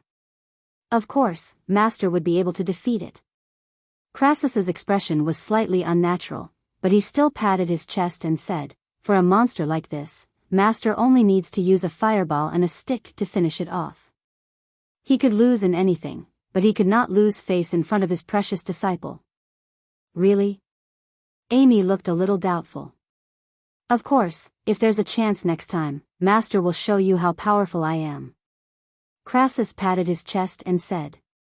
Then I want to learn this too. I want to beat the monster down with a fireball and a stick. Amy was eager to try. Okay. Master will teach you after breakfast. Crassus laughed. He was most afraid that his disciple would not be enthusiastic about learning, but now it seemed that it was right to go out more often. Sister She, why are you looking for me so early in the morning? On the rooftop of the Black Cat Opera House in Rodu, Vicky, who was wearing pajamas, looked at She and asked curiously while rubbing her sleepy eyes. Yesterday, a crosser appeared in Chaos City and killed the Elven Queen and High Priestess. For your safety, the Marshal asked me to bring you back to the underground city, she said calmly. What? The Elven Queen and High Priestess were killed? Vicky's expression changed. Who did it? Why? The Elven Queen and High Priestess being killed was equivalent to a beheading operation against the elves. If this was an official order from the underground city, it was tantamount to a declaration of war. I don't have the authority to know this, but it shouldn't be an order from the Marshal. She shook her head slightly. So far, she had not received any information from the underground city. End of chapter.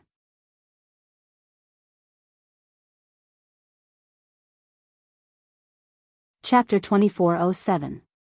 She knew very well that with her authority, she would not get any effective response unless the higher-ups needed her to do something.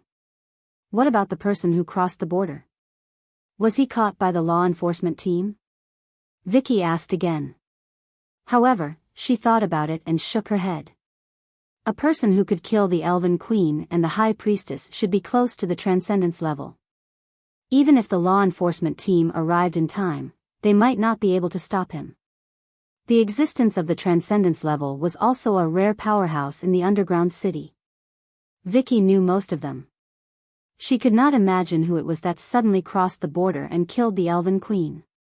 This went against the philosophy of the underground city. Is there going to be an all-out war? Vicky's expression became serious as she asked She. I haven't been notified yet, but the Marshal asked me to bring you back to the underground city, she said. Vicky thought for a while and said, I need to talk to my grandfather first. Please wait for me. She nodded and did not say anything else. Vicky went downstairs and entered the office. She locked the door, lit up her bracelet, and made a video call. Grandfather, is the underground city going to start a war with the Norland continent? Vicky looked at Ferdinand, who appeared in the video call, and asked directly. Huh, who told you this rumor? Or did your not-so-smart brain come up with it yourself? Ferdinand laughed. She said that the Elven Queen was killed by the transcendence of the underground city. If it's not for war, why would they kill the queen of a race? Vicky asked. The smile on Ferdinand's face gradually disappeared. His voice also became heavier as he said, There's no harm in telling you this. The one who killed the Elven Queen was not a transcendence, but a mecha with power close to that of a transcendence. However, this mecha is not from the military. It might be from the Undying. Mecha? Vicky was shocked. As a mecha operator, she knew very well what a mecha with power close to that of a transcendence meant. Aren't the Undying a very low-key and mysterious organization? Why did they suddenly cross the border and kill the Elven Queen in such a high-profile manner? Are they trying to start a war between the two worlds? This matter is still under investigation. The incident is still under control, and the possibility of a war between the two realms breaking out is not high. Ferdinand shook his head slightly. I plan to make a trip to the Norland continent personally. You're coming to the Norland continent in person? Vicky was shocked. She rolled her eyes, and said, Then I won't go back to the underground city first. When you come to the Norland continent, I will be your tour guide and bring you to eat good food and have fun. Do you really like the Norland continent that much? Ferdinand asked with a smile. I've already treated the Norland continent as my second home. The people here are also very cute. Anyway, I don't want to see a war between the underground city and the Norland continent one day. That would be terrible. Vicky looked at Ferdinand sincerely. She was very clear that as the commander of the underground city's 3 armies, her grandfather, who had absolute authority in the military, had the ability to influence the decision. Ferdinand pondered for a moment, and said, "All right. Then you will stay on the Norland continent for the time being. You will follow me back to the underground city when the time comes." After the call ended, Vicky's expression became much more relaxed. Since it was not an attack launched by the military, and her grandfather had come to the Norland continent personally to check, it meant that the possibility of a large-scale war between the 2 realms was not high. Vicky had limited knowledge about the Undying who were causing trouble. She only knew that it was a mysterious and powerful organization that was said to be inextricably linked to some ancient tycoons and families. But unlike those evil organizations, the ancient ones had never planned riots or attacks, so they were not on the military's bounty list. She did not expect that this mysterious organization would suddenly cross the border and kill the Elven Queen, and even use a mecha that was close to the extraordinary level. One had to know that the number of mechas that could reach the 10th tier after being piloted in the military was very limited. Mechas with extraordinary abilities were still in the state of concept, and their research and development had been stagnant for thousands of years. This meant that the Undying's mecha technology was even above the military's. This was a very dangerous signal. Extraordinary beings had terrifying abilities. If they could be mass-produced in an uncontrollable state, dangerous things could happen at any time. But why did her grandfather suddenly come to the Norland continent instead of staying in the underground city to track down the Undying? Vicky returned to the rooftop and saw she standing at the edge of the rooftop. She walked to her side and said, "Grandfather has agreed to let me stay in Rodu. I have received the order." She nodded slightly. "What do you think is the possibility of a war between the 2 realms?" Vicky suddenly looked at she and asked. If it was 100 years ago, the possibility would be 0. The underground city could easily complete the beheading operation of the various races on the Norland continent and nip the war in the bud. What about now? Now, the Norland continent has one more extraordinary being. He has just gathered all the races on the Norland continent and completed the seal of the Great Old Ones.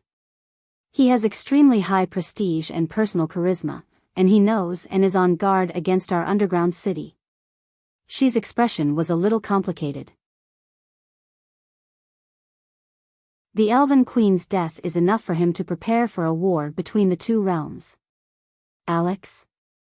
He was at the scene of the Elven massacre and killed that mecha on the spot.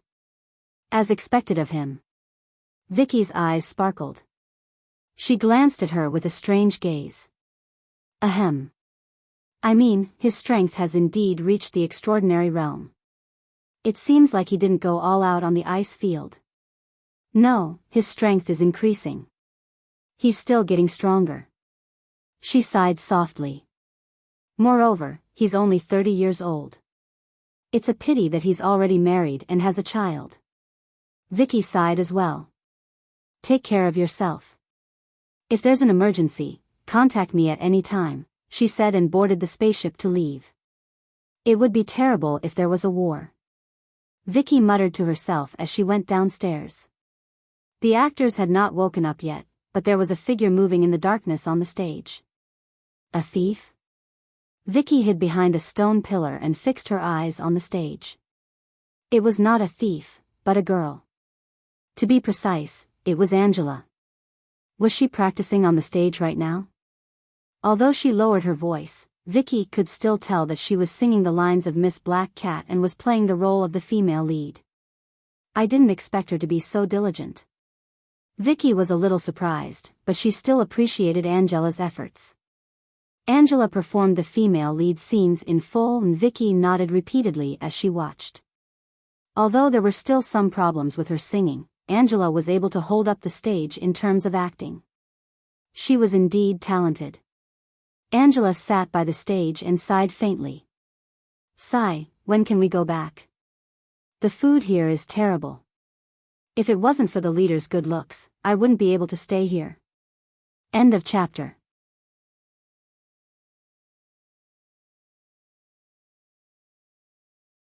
Chapter 2408.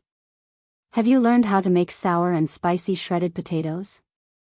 I went back and made it twice, but it was overcooked. My father finished them all and said it was pretty good. I made it 3 times and succeeded once, but it was still a little too sour. Then you should put less vinegar, and wait until the pot is hot before adding oil. That way, it won't overheat the pot. At the entrance of the practical training center, the children who were waiting for class were gathered together and discussing their cooking tips. Farah, you must have done very well, right? Baker walked to Farah, who was alone in the corner. No, I only learned how to make sour and spicy shredded potatoes. I'm not good at salt and pepper potatoes. Farah smiled shyly. You've even learned how to make salt and pepper potatoes? Teacher Meg only mentioned it briefly. Baker looked at Farah in surprise. Baker's voice attracted the children's attention, and their gazes fell on Farah. Farah was not used to being stared at by so many people. She nodded with a slightly red face. Yes, I thought it was quite interesting, so I went back and tried it myself, but I didn't do well. The children's gazes were filled with admiration and envy. After all, most of them could not even make sour and spicy shredded potatoes, but Farah had already started to make salt and pepper potatoes. Why are the children here so early today? Meg stopped his bicycle in front of the practical training center with Mia on it.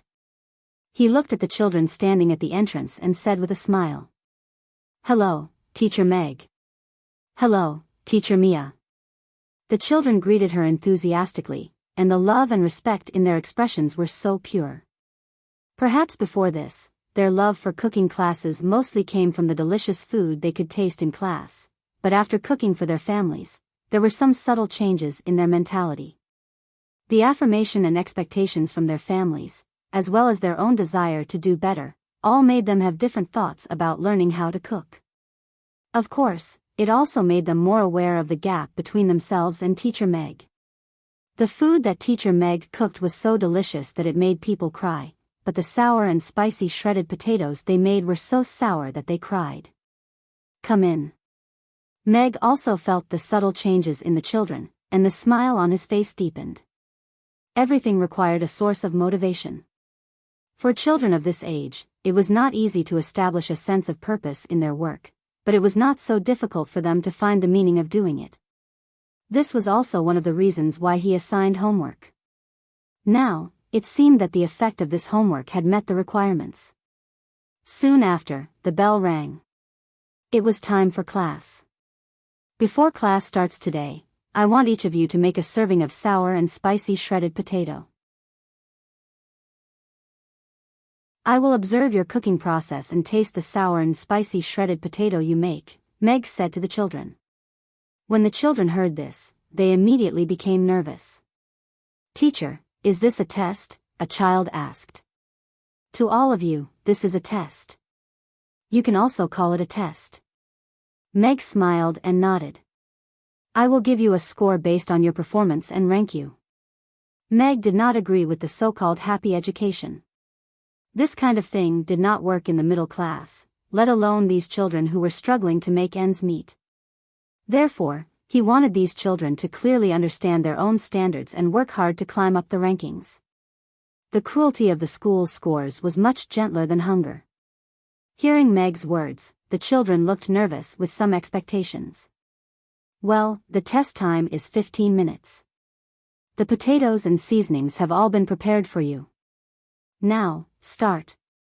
Meg's voice fell, and the clock on the wall began a 15-minute countdown.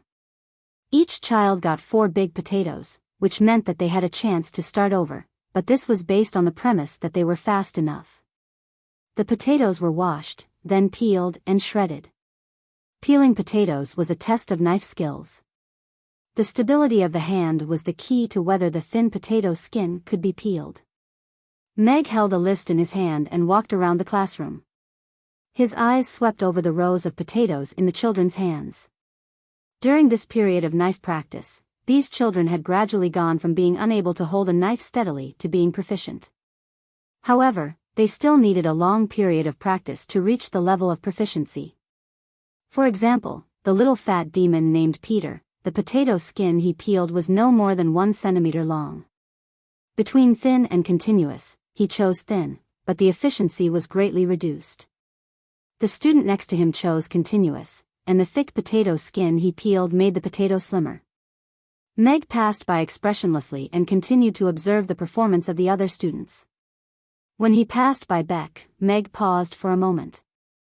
This youth, who was generally shorter than the other students, had found a balance between thin and continuous. His hand speed was not fast, but it was stable. The potato slices were not thin, but not too many potatoes were wasted. 2 potatoes were just enough to stir-fry a plate of hot and sour shredded potatoes. Not bad. Looks like you practiced seriously at home. Meg nodded slightly. It was indeed easier for teachers to have a good impression of diligent children.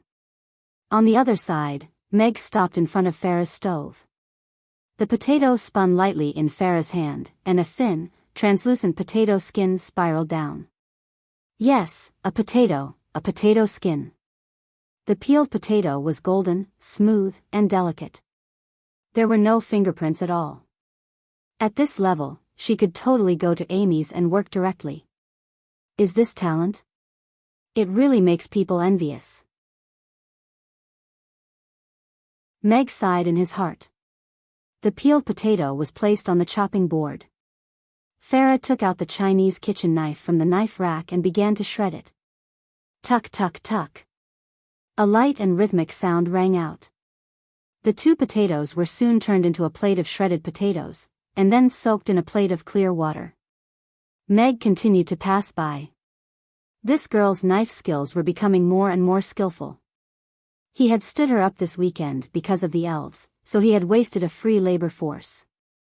The shredded potatoes were quickly cut. Although their standards were different, they still started to cook. Meg returned to the podium. As the shredded potatoes were put into the pot, the fragrance gradually rose. However, a situation soon appeared. A burnt and sour smell began to spread, and the smell gradually became more complex. Meg frowned and looked at the shredded potatoes in the special pot that were gradually turning black. Although sweat was dripping from his forehead, he still kept the fire on. It was as if as long as he stir-fried fast enough, the pot would never burn. Farah was the first to finish cooking. Her excellent knife skills bought her a lot of time, and she only took 5 minutes to finish the hot and sour shredded potatoes. She looked at her classmates who were still working hard, and then looked at the salt and pepper beside her, as well as the remaining 2 potatoes. After a slight hesitation, she picked up the remaining 2 potatoes and began to peel them.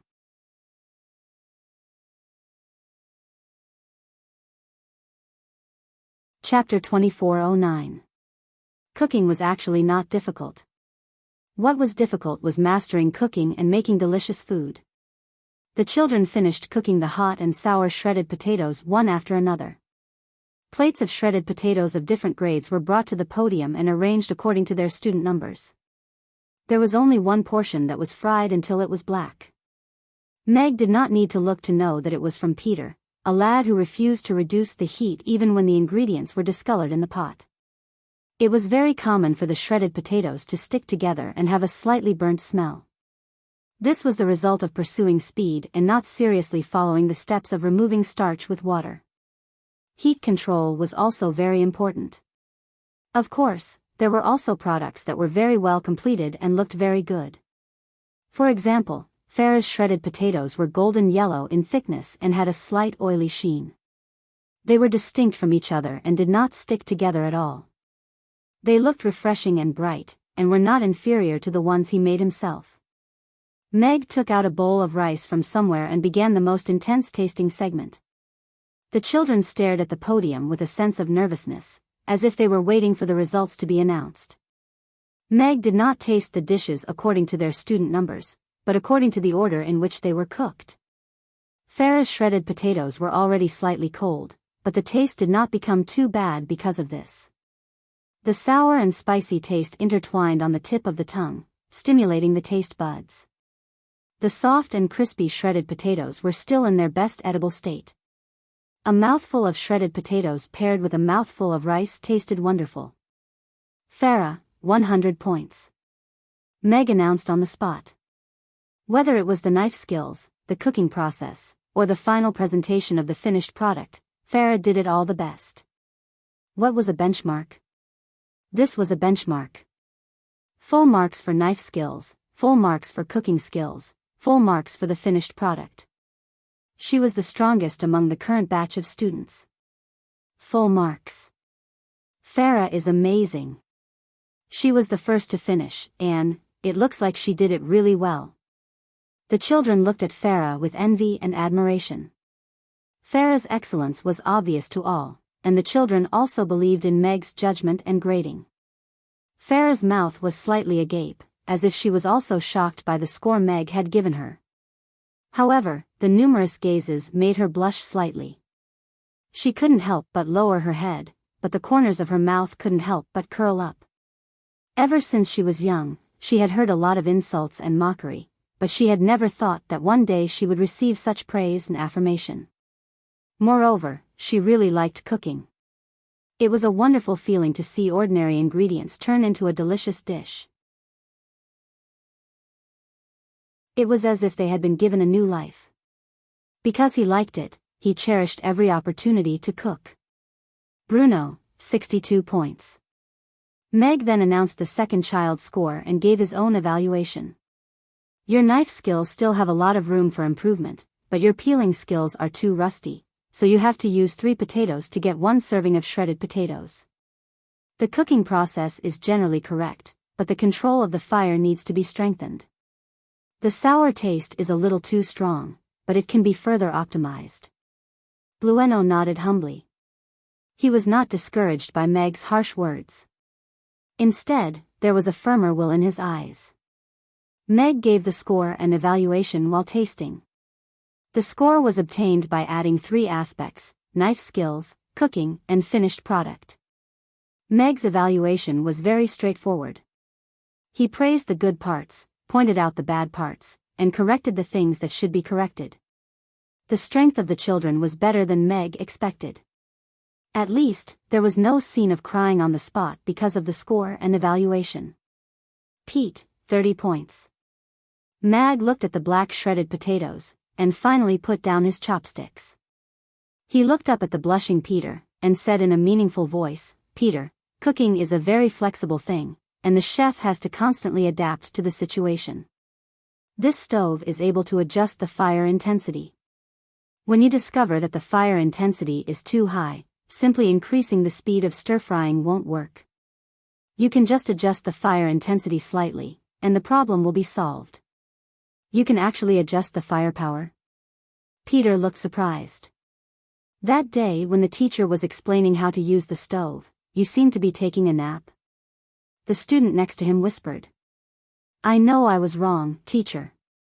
Pete's face was even redder. "Okay, today's small test ends here." Meg looked at the children and said with a smile, "This score represents your current level. Of course, it is only for now. Students with low scores, don't be depressed. This means that you still have a lot of room for improvement. Students with high scores, don't be arrogant. If you stagnate, students who work hard will easily surpass you.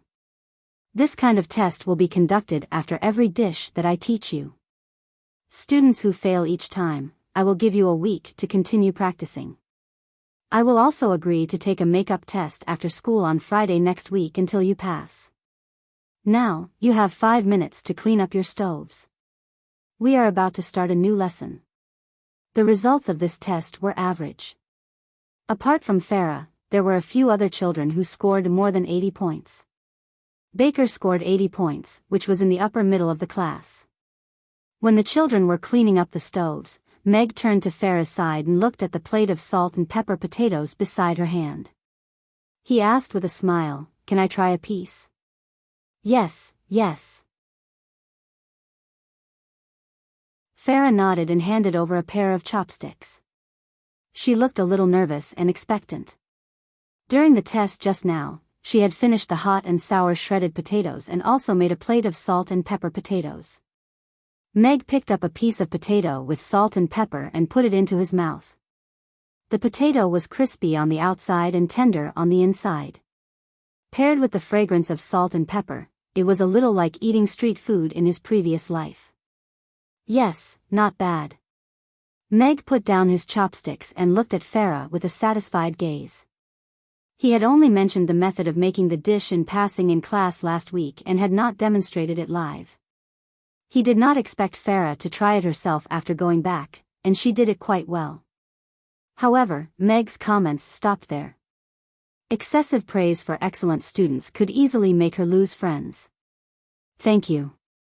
Farah nodded slightly, hiding her joy in the bottom of her eyes. Mia looked at Farah from the side, her eyes also full of smiles.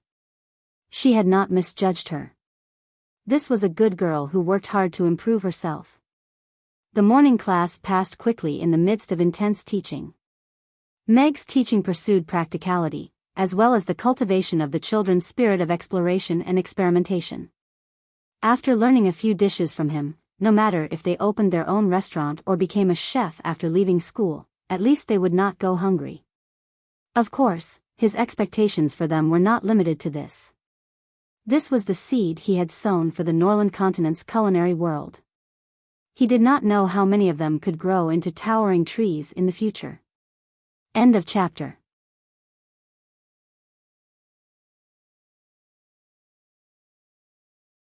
Chapter 24:10. After the lunch service, Meg and the system discussed the renovation of the restaurant. The basic style remained the same, but they changed some of the electrified products to localize them. They removed the omniscient door and replaced it with oil lamps that could last forever. The underground city had not given him a clear answer yet, but the long silence meant that they might send someone of a higher level than she to Chaos City. Meg had already shown his strength, so he could not rule out the possibility of a supernatural powerhouse coming. The system's technology level was lower than the underground cities, so it was best to put away those convenient little things first. Otherwise, he would be in a very strange technological level. It was beyond the steam civilization of the Norland continent and had not reached the advanced civilization of the underground city. It was awkward. System, how's the research on the mecha? Meg asked in his mind as he packed up and returned to the study. The preliminary replication preparations have been completed, but there is a technical gap in the materials and craftsmanship. A solution has not been found yet. The system's voice sounded. The materials and craftsmanship are stuck. Doesn't that mean you're wasting your time? Meg shook his head. This meant that he had given up on the idea of replicating a demigod-level mecha. In the mechanical industry, materials and craftsmanship were very difficult to break through. To create a shell material that could withstand a demigod-level powerhouse's attack, one could imagine the complexity of the craftsmanship. However, the system could replicate the mecha's blueprint, so it was not completely useless. Judging from how much she valued this mecha, this thing could be considered a high-tech product in the underground city. As for what kind of bargaining chip it could be, it remained to be seen. Anyway, he would not hand over the mecha's remains so easily. Although the core was destroyed, the mecha was still in good condition. The sharp sword had cut it in half. The cut was clean, and there was no second damage. If it fell into the hands of a mechanical research institute with a similar level of technology, the possibility of replicating it would be very high. Although I can't make a breakthrough in the materials and craftsmanship, I found an alternative with the existing materials. Although the mecha's strength is not at the demigod level, its strength is comparable to a 10th tier powerhouse. The system's voice sounded again. Mag's eyes lit up when he heard that. A 10th tier powerhouse wasn't a nobody. They were the most powerful beings on the Norland continent, and there were probably less than 1,000 10th tier powerhouses in all of the races on the continent. If the system could produce 10th tier powerhouses in an assembly line, the benefits to the Norland continent would be self-evident. Are you serious? It's only been 2 or 3 days since you switched from an agriculture major to a mechanical major, and you're already able to build your own grade 10 mecha? Meg asked in disbelief. Nonsense. This system is a gourmet major, with a minor in agriculture and machinery. Do you know how much knowledge is needed to build a farm and ranch? Machinery, construction, animal husbandry, these are all things that can only be done with a very strong comprehensive ability. Alright, then why don't you build a level 10 mecha for me to see? Let me see if it's really that strong. Meg still had a look of disbelief on his face. This system rejects. The system said decisively. Are you short of funds? Meg asked leisurely. How did you know? The system wasn't very confident. Tell me, how much does a level 10 mecha cost? I'll invest in this project. Meg waved his hand in a forthright manner. According to this system's calculations, the cost of the first level 10 mecha is around 5 billion copper coins, the system quickly replied. Meg was silent for a while before asking, are you building an aircraft carrier? In a sense, building a level 10 mecha from scratch that can move autonomously and fight with the most powerful beings on the Norland continent is more difficult than building an aircraft carrier, the system replied in a serious manner. Meg was silent for a while, but he agreed with the system's words. The technology that the system was talking about wasn't the technology that existed on the Norland continent, but the technology that it had mastered. The Norland continent didn't have a mature supply chain, so the system had to build a supply chain from scratch. This was the real big project.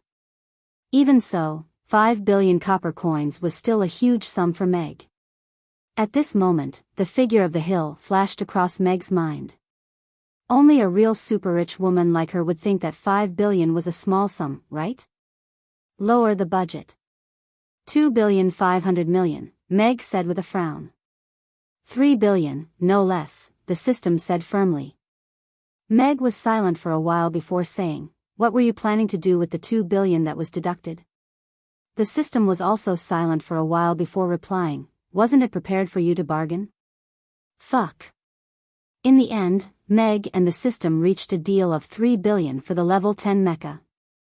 The system would build a mature production chain for the level 10 mecha, and deliver the first 10th tier level 10 mecha. The price of the level 10 mecha would be reduced by more than 50% in the future. The specific reduction would be calculated according to the system's cost.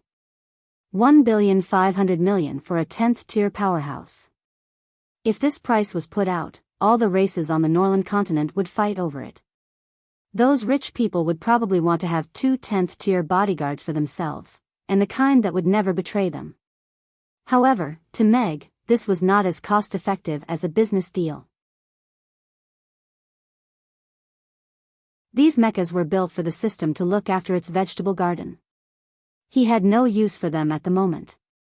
However, if he really went against the underground city, these hidden trump cards would become very important. System, I want to see the first mecha in a month, Meg said. Even the donkeys in the production team wouldn't dare to rush you like this, the system said angrily. The donkeys in the production team aren't as good at bragging as you. Anyway, you only have a month, so it's settled, Meg said decisively. There was no room for negotiation. 3 billion was not a small sum. Meg counted his wealth. The restaurant's turnover and the money he got from the few times he went on a fishing expedition only added up to 1,500 million. Moreover, most of this money was in Irina's hands. 3 billion is too much for a hero. Meg sighed and went downstairs. If you're in trouble, find a rich woman. System Forum. Trading Board Frowny Face Trading Post, boss of the DIY section, look over. 1 custom-made mecha toy. The detailed blueprint and requirements are in the attachment below. The custom-made price is 500 million system coins.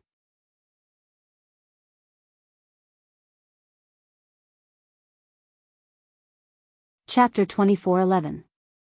Mr. Meg is a busy man. Why do you have time to come to the bank all of a sudden? The Hill smilingly asked Meg, who was sitting opposite her, with a cup of freshly brewed hot tea beside her. To be honest, I'm short of money, so I thought of Miss Hill immediately, Meg said with a smile. The Hill was slightly taken aback. Her smile deepened, and she said, Mr. Meg is a rising star in Chaos City recently. If you're short of money, then you must be doing something big again, right? Miss Hill is indeed smart.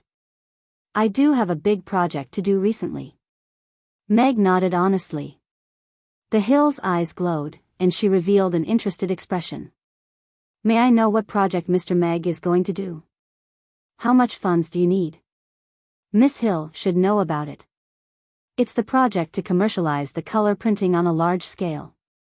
It requires about 1 billion copper coins. Meg took out the speech that he had prepared beforehand. The Hill was deep in thought. She had talked to Meg about working together in the color printing industry, but Meg rejected her. The huge market for color printing was undoubtedly huge. It could be seen from Meg's batch of highly sought-after color printing picture books. Having exclusive control of the color printing technology would bring about huge profits. However, 1 billion copper coins was not a small sum. Mr. Meg, do you want to borrow it, or do you want me to invest in it? The Hill asked with a smile. Meg took a sip of tea, and also smilingly said, I intend to sell 1/3 of the ownership of the steam engine to Miss Hill at a price of 5 billion copper coins. I wonder if Miss Hill would be interested? 5 billion copper coins for 1/3 of the ownership of the steam engine? The Hill was slightly taken aback before she fell into deep thought. The steam engine was a product of the Norland continent. The series of mechanical equipment driven by the steam locomotive and the steam engine was enough to overturn the current inefficient manual manufacturing industry, and allow the industry to enter a stage of rapid development. The Night Elves textile factory had already proven the efficiency of the machinery, and allowed Chaos City to become an important production area for textiles in just a few months. Steam locomotives driven by steam engines had already started to operate regularly between Chaos City and Vic Mountain, and had become the lifeline of the transportation between the two places. Railways were being laid out in all directions with Chaos City as the starting point. Just the day before yesterday, she had already reached an agreement with the Roth Empire to jointly build a railway line between Chaos City and Rodu. It was estimated that it would be officially open to traffic next year. Meg was the creator of the steam engine. He had 1/4 of the shares in the steam locomotive project and half of the shares in other applications of the steam engine, which was comparable to Buffett Banks. It could be foreseen that in the future, when steam engines were widely used, this would be an unimaginable wealth. And now, Meg planned to use 1/3 of it to convert into 5 billion copper coins. Are you sure you want to sell 1/3 of the steam engine patents to me? The Hill looked at Meg and seriously said, with our relationship, if you need 1 billion copper coins, I won't reject you no matter if it's a loan or an investment. I don't like to owe people money, nor do I like to owe people favors. If Miss Hill is interested, we can sign the contract now. If not, I'll have to find another buyer. Meg said calmly. If he only needed 1 billion, he could just borrow it from Amy. There was no need for him to sell it. Since Mr. Meg has the intention to sell, I represent Buffett Banks to buy this portion of the shares. However, 5 billion copper coins is not a small sum for our bank. We need 3 days to withdraw the cash. I can write you a check first, the Hill said decisively. 5 billion copper coins sounded like an astronomical figure, but it was only a month's profit for Buffett Banks. The Hill was confident that she could make this deal several times more profitable. All right, then it's settled. Meg nodded. Very few people on the Norland continent could raise 5 billion copper coins in cash in 3 days. The Hill's secretary drafted the contract quickly. Meg transferred 1/3 of the steam locomotive shares and 1/3 of the steam engine shares to Buffett Banks for 5 billion copper coins. Happy working with you. Meg left the bank with 5 billion copper coins in his hand. He had already agreed with the Hill that he would withdraw 3 billion copper coins in 3 days. Buffett Banks would prepare sufficient cash for him in advance. Meg hadn't mentioned the steam engine shares to Irina yet. The remaining 2/3 of the shares could be converted into at least 10 billion copper coins. What a generous stash of private funds. Unfortunately, if it were to be exchanged for advanced mecha, it would only be 5. Meg couldn't help but feel a little melancholy. The amount of money needed to create an iron army was really an astronomical figure. At Buffett Banks, a middle-aged shopkeeper with a beard looked at the hill with a worried expression. "Miss, we have already invested 30 billion in the construction of the railway. According to the current plan, we need to invest another 100 billion. According to the current calculation of the freight cost of the steam locomotive, I'm afraid it will take 106 years for us to recover our investment. Now we are spending another 5 billion copper coins to buy the shares in Meg's hands. The railway is a basic construction, and it's still in the trial operation stage. It's wrong for you to use this data to calculate the cycle." The hill shook her head with a smile. "The freight trains will continue to increase in frequency as the operation improves. The passenger trains have also started testing. Of course, this is just a small amount of money. What can really allow us to recover our investment quickly is the few mines we bought from the goblins before the railway opened. The freight trains reduce the cost of freight. With the railway connecting to the dwarves, it will bring us a vast market and rich returns. The smooth flow of traffic made it so that there was no difficult business in the world. And by controlling this lifeline of traffic, there will naturally be more choices. The world is so colorful, and you only see the layer in front of you." The shopkeeper opened his mouth, but was speechless. He silently retreated. 5 billion copper coins. What is he trying to do? I can't figure it out, but I can't help but look forward to it. The hill looked out the window with a slight smile. Is this Chaos City? Compared to 100 years ago, it's really changed a lot. In the Aiden Square, a middle-aged man in a black and gray robe looked around with emotion. He was burly, comparable to the demons passing by. He had a square face that gave off a dignified aura. Judging from his attire, he seemed to be a businessman. A few meters behind him, there were 2 young men in black attire. They were looking around vigilantly. One of them had his hand on his waist, and it never left his waist. Is it there? The middle-aged man saw the long line in front of the restaurant from afar. He was a little surprised. There's a long line. Is it really that popular?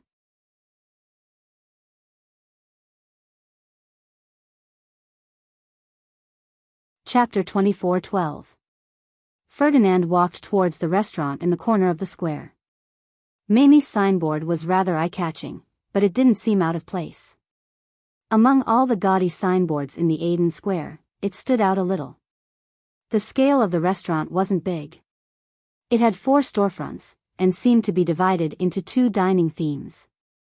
There were hundreds of people lining up outside the 2 areas. Ferdinand thought for a while, and queued at the back of the line. She reported some information about the most powerful person on the Nora continent, and provided the restaurant's coordinates. His identity as the restaurant's owner had surprised him, but he quickly understood. In the underground city, there were also some powerful people who liked to live with ordinary identities. A restaurant owner could be considered as a rather leisurely identity. However, along the way, this restaurant's business was obviously the most popular. He didn't expect that not only was he powerful, but he also had an amazing talent in business. Ferdinand stood at the back of the line, and looked at the crowded line in front of him with a smile on his lips. He couldn't remember the last time he queued up. When he was a child? That didn't seem to be the case.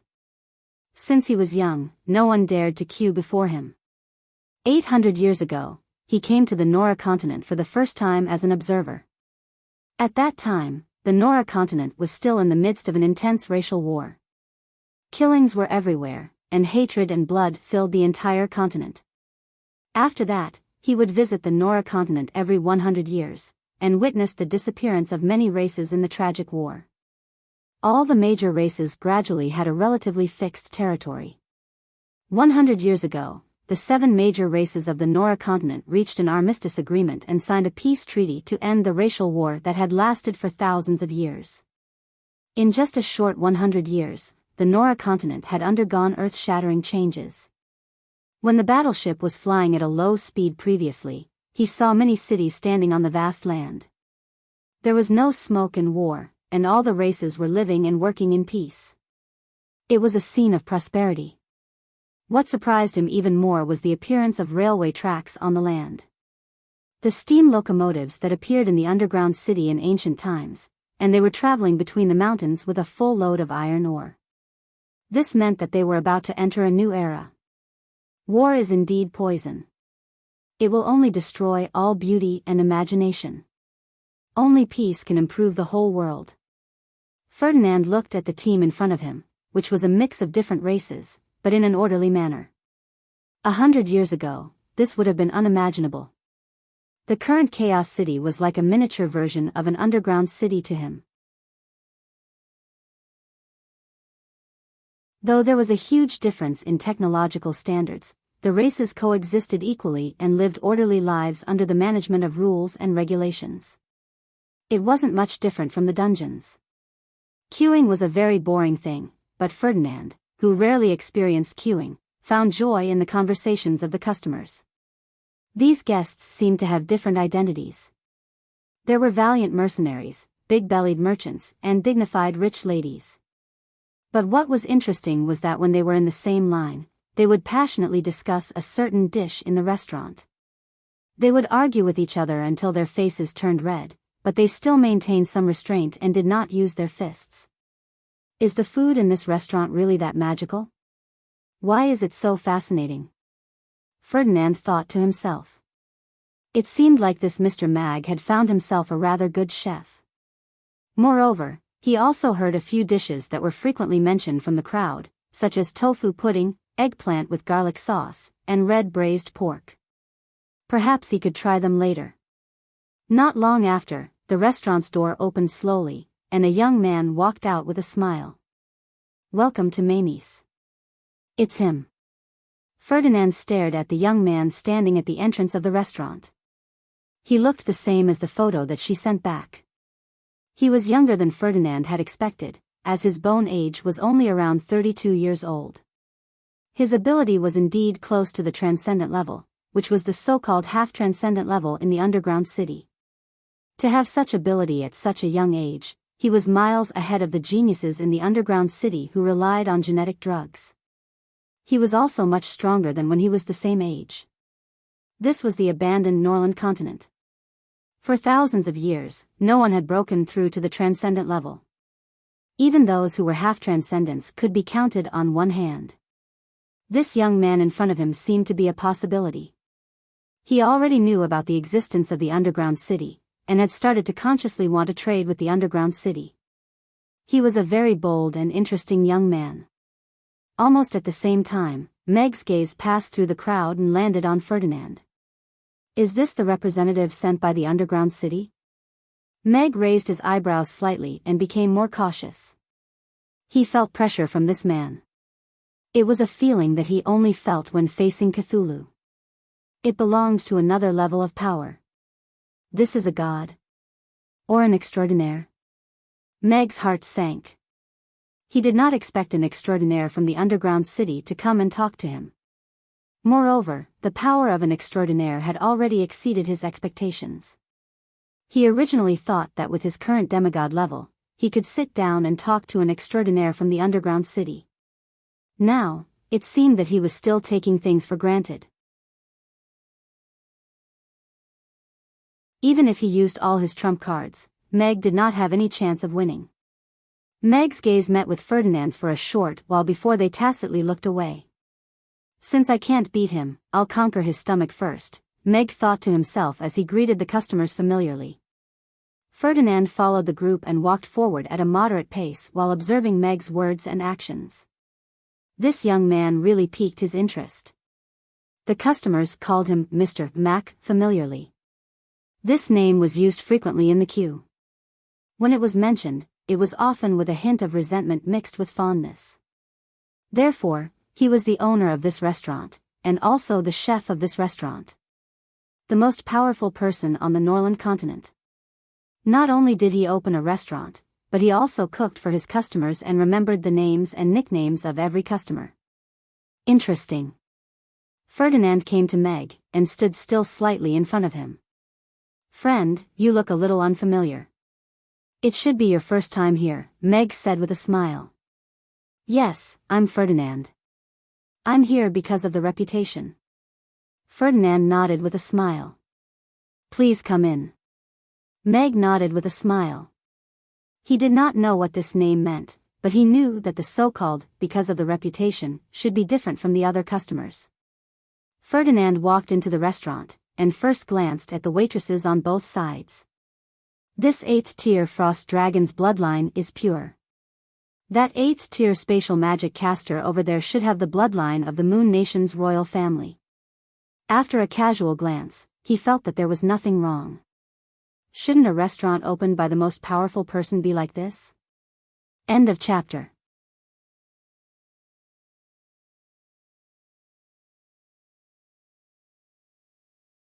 Chapter 24:13.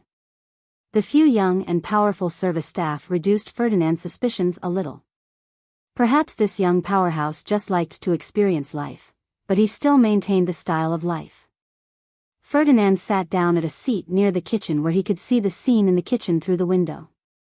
Yes, a whole piece of natural crystal just to show the real-time scene in the kitchen to the guests. Has the concept of open cooking started to appear in the restaurants on the Norland continent?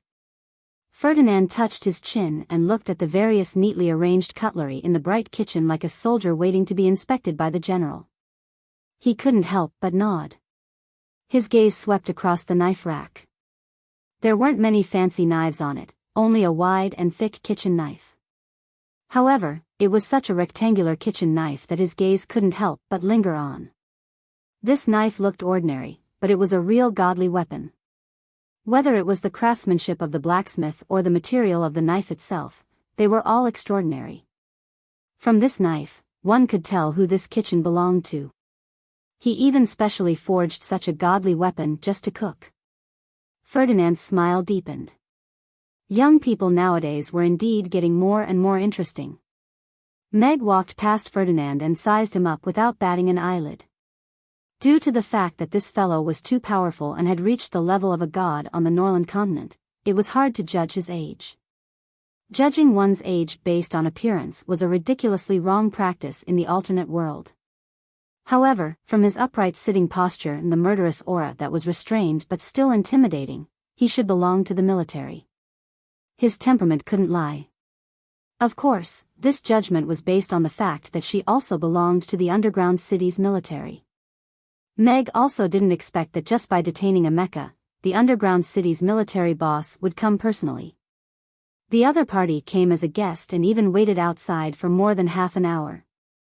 He didn't come straight to the door, which meant that there was room for negotiation. If there was room for negotiation, that was right. Meg was most worried that this old comrade didn't talk about martial ethics and came straight to the door to fight. If that happened, everyone in the restaurant together wouldn't be able to defeat him. System, if the negotiation fails and he wants to kill me, will you help me? Meg asked in his heart. The system was silent for a while, then said faintly, I can help you see where the feng shui is better. Scram. Meg frowned. Obviously, the useless system could not be used as a trump card. Just as Mag was thinking about how to deal with this, Ferdinand had already picked up the menu on the table and started reading it with great interest. As far as he could remember, the restaurants in the dungeon didn't have physical menus. Instead, they had electronic menus. Some restaurants even had virtual tasting functions so that the customers could choose the food they wanted. The menu was very simple. There were a few sections, and the names of the dishes were accompanied by small pictures. Photos? Color printing? Or is it painted? Ferdinand stared at those pictures for a while, and finally found traces of hand drawing. Only then did he focus his attention on the pictures. The dishes were a little complicated, and it was difficult to judge the ingredients just by looking at the pictures. However, looking at the pictures, it was quite appetizing. Ferdinand looked around, and found a few dishes that he had heard the customers discussing enthusiastically when he was queuing up earlier. "Hello, can I share a table?" a young voice asked. Ferdinand looked up. It was a beautiful young lady who was about the same age as his granddaughter. He looked around. Sharing tables in this restaurant seemed to be a tacit agreement. Even the elves and demons who fought to the death 100 years ago could sit at the same table, so he naturally had no reason to break the rules. He nodded with a smile. "Uncle, is this your first time eating at Mamie's? Judging from your attire, you shouldn't be a resident of Chaos City, right?" Vivian asked with a smile as she sat opposite Ferdinand, and glanced at the menu beside his hand. "Yes, I'm here because of your reputation." Ferdinand nodded, and couldn't help but size Vivian up. In the dungeon, those young subordinates kept quiet out of fear when they saw him, and kept a respectful distance from him. However, this young lady not only shared a table with him, but also took the initiative to talk to him. She was quite bold. "Then you've come to the right place. Mamie's is the best restaurant in our Chaos City." "Oh, no. It should be said that it's the best restaurant on the Norland continent," Vivian said proudly. "Oh. Is it really that good?" Ferdinand asked with a smile on his face. "Of course. After all, there are restaurants everywhere, but there's only one Mr. Mac." Vivian nodded with certainty. She then lowered her voice, and said, "I don't mind telling you that there's no better chef than Mr. Mac in this world." "You know about it too?" Ferdinand was a little surprised. In the information that she provided, Meg should have concealed his identity. "Of course. Although he never shows his talents, I've known about it for a long time." Vivian lifted her chin slightly. "You don't know what he's done. Otherwise, you'd definitely admire him too." Ferdinand thought about the information that she gave him, and recalled Meg Alex's legendary life. He couldn't help but nod in agreement. It's indeed admirable that he could do all this at his age. That's right, that's right. Other than Mr. Mac, who else can make grilled fish so delicious? The hot pot is even more ridiculous. It's a 9-grid way of eating. It's simply the perks of being single. And that. Vivian familiarly introduced some of her favorite dishes to Ferdinand. Ferdinand was stunned for a while before he realized that they were not talking about the same topic. However, this young lady was quite interesting. She reminded him of little Vicky. He had to visit her after dinner. "Sir, what would you like to order?" Mia came to the table, and asked with a smile.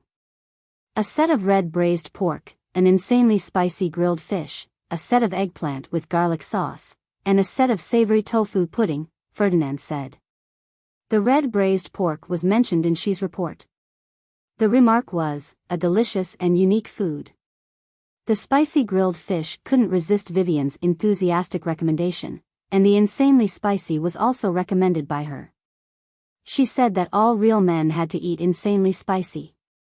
As for the eggplant with garlic sauce and tofu pudding, he ordered it with the intention of trying it out. "All right, please wait a moment." Mia nodded and turned to the next table. Meg, who was busy in the kitchen, heard the conversation outside the door and raised his eyelids. Although Vivian's licking made him feel good, was she serious about recommending insanely spicy to a guest from the underground city? He didn't even dare to recommend this to she and Vicky. However, he was the one who ordered the dishes, so Meg naturally wouldn't say anything. After all, it wasn't his chrysanthemum that would be ruined the next day. Is there only one chef in this restaurant?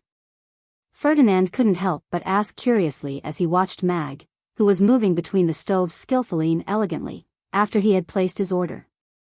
This was a little different from the #1 powerhouse on the Norland continent in his imagination.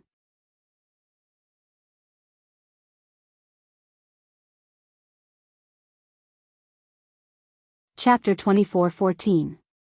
In the kitchen, Meg's culinary skills were as smooth as flowing water, and Ferdinand was a little amazed. Just like an artist's brush and ink, the colorful side dishes were being stir-fried in the iron pot, and a bunch of meat skewers were being tossed around on the grill. The small clay pot at the side was steaming, and in the blink of an eye, a braised chicken was scooped out of the big pot at the side. A single person's kitchen was carrying the different requests and expectations of hundreds of customers. But even so, he still appeared to be very calm and at ease. Ferdinand initially thought that Meg opened this restaurant for fun, but now it seemed that he was wrong. He was serious about it. Among all the chefs he had met, none of them could be mentioned in the same breath as him. Watching him cook was a kind of enjoyment. Dishes were brought out from the kitchen one by one, and placed on the customers' tables. Ferdinand, who was sitting at the entrance of the kitchen, smelled all kinds of fragrances. Those appetizing dishes gave off a shockingly wonderful aroma. Even someone like him who didn't have much desire for food couldn't help but swallow his saliva a few times. Although I can sit here and watch Mr. Mac cook, it's really a form of torture to watch other people's dishes pass by me, Vivian said softly.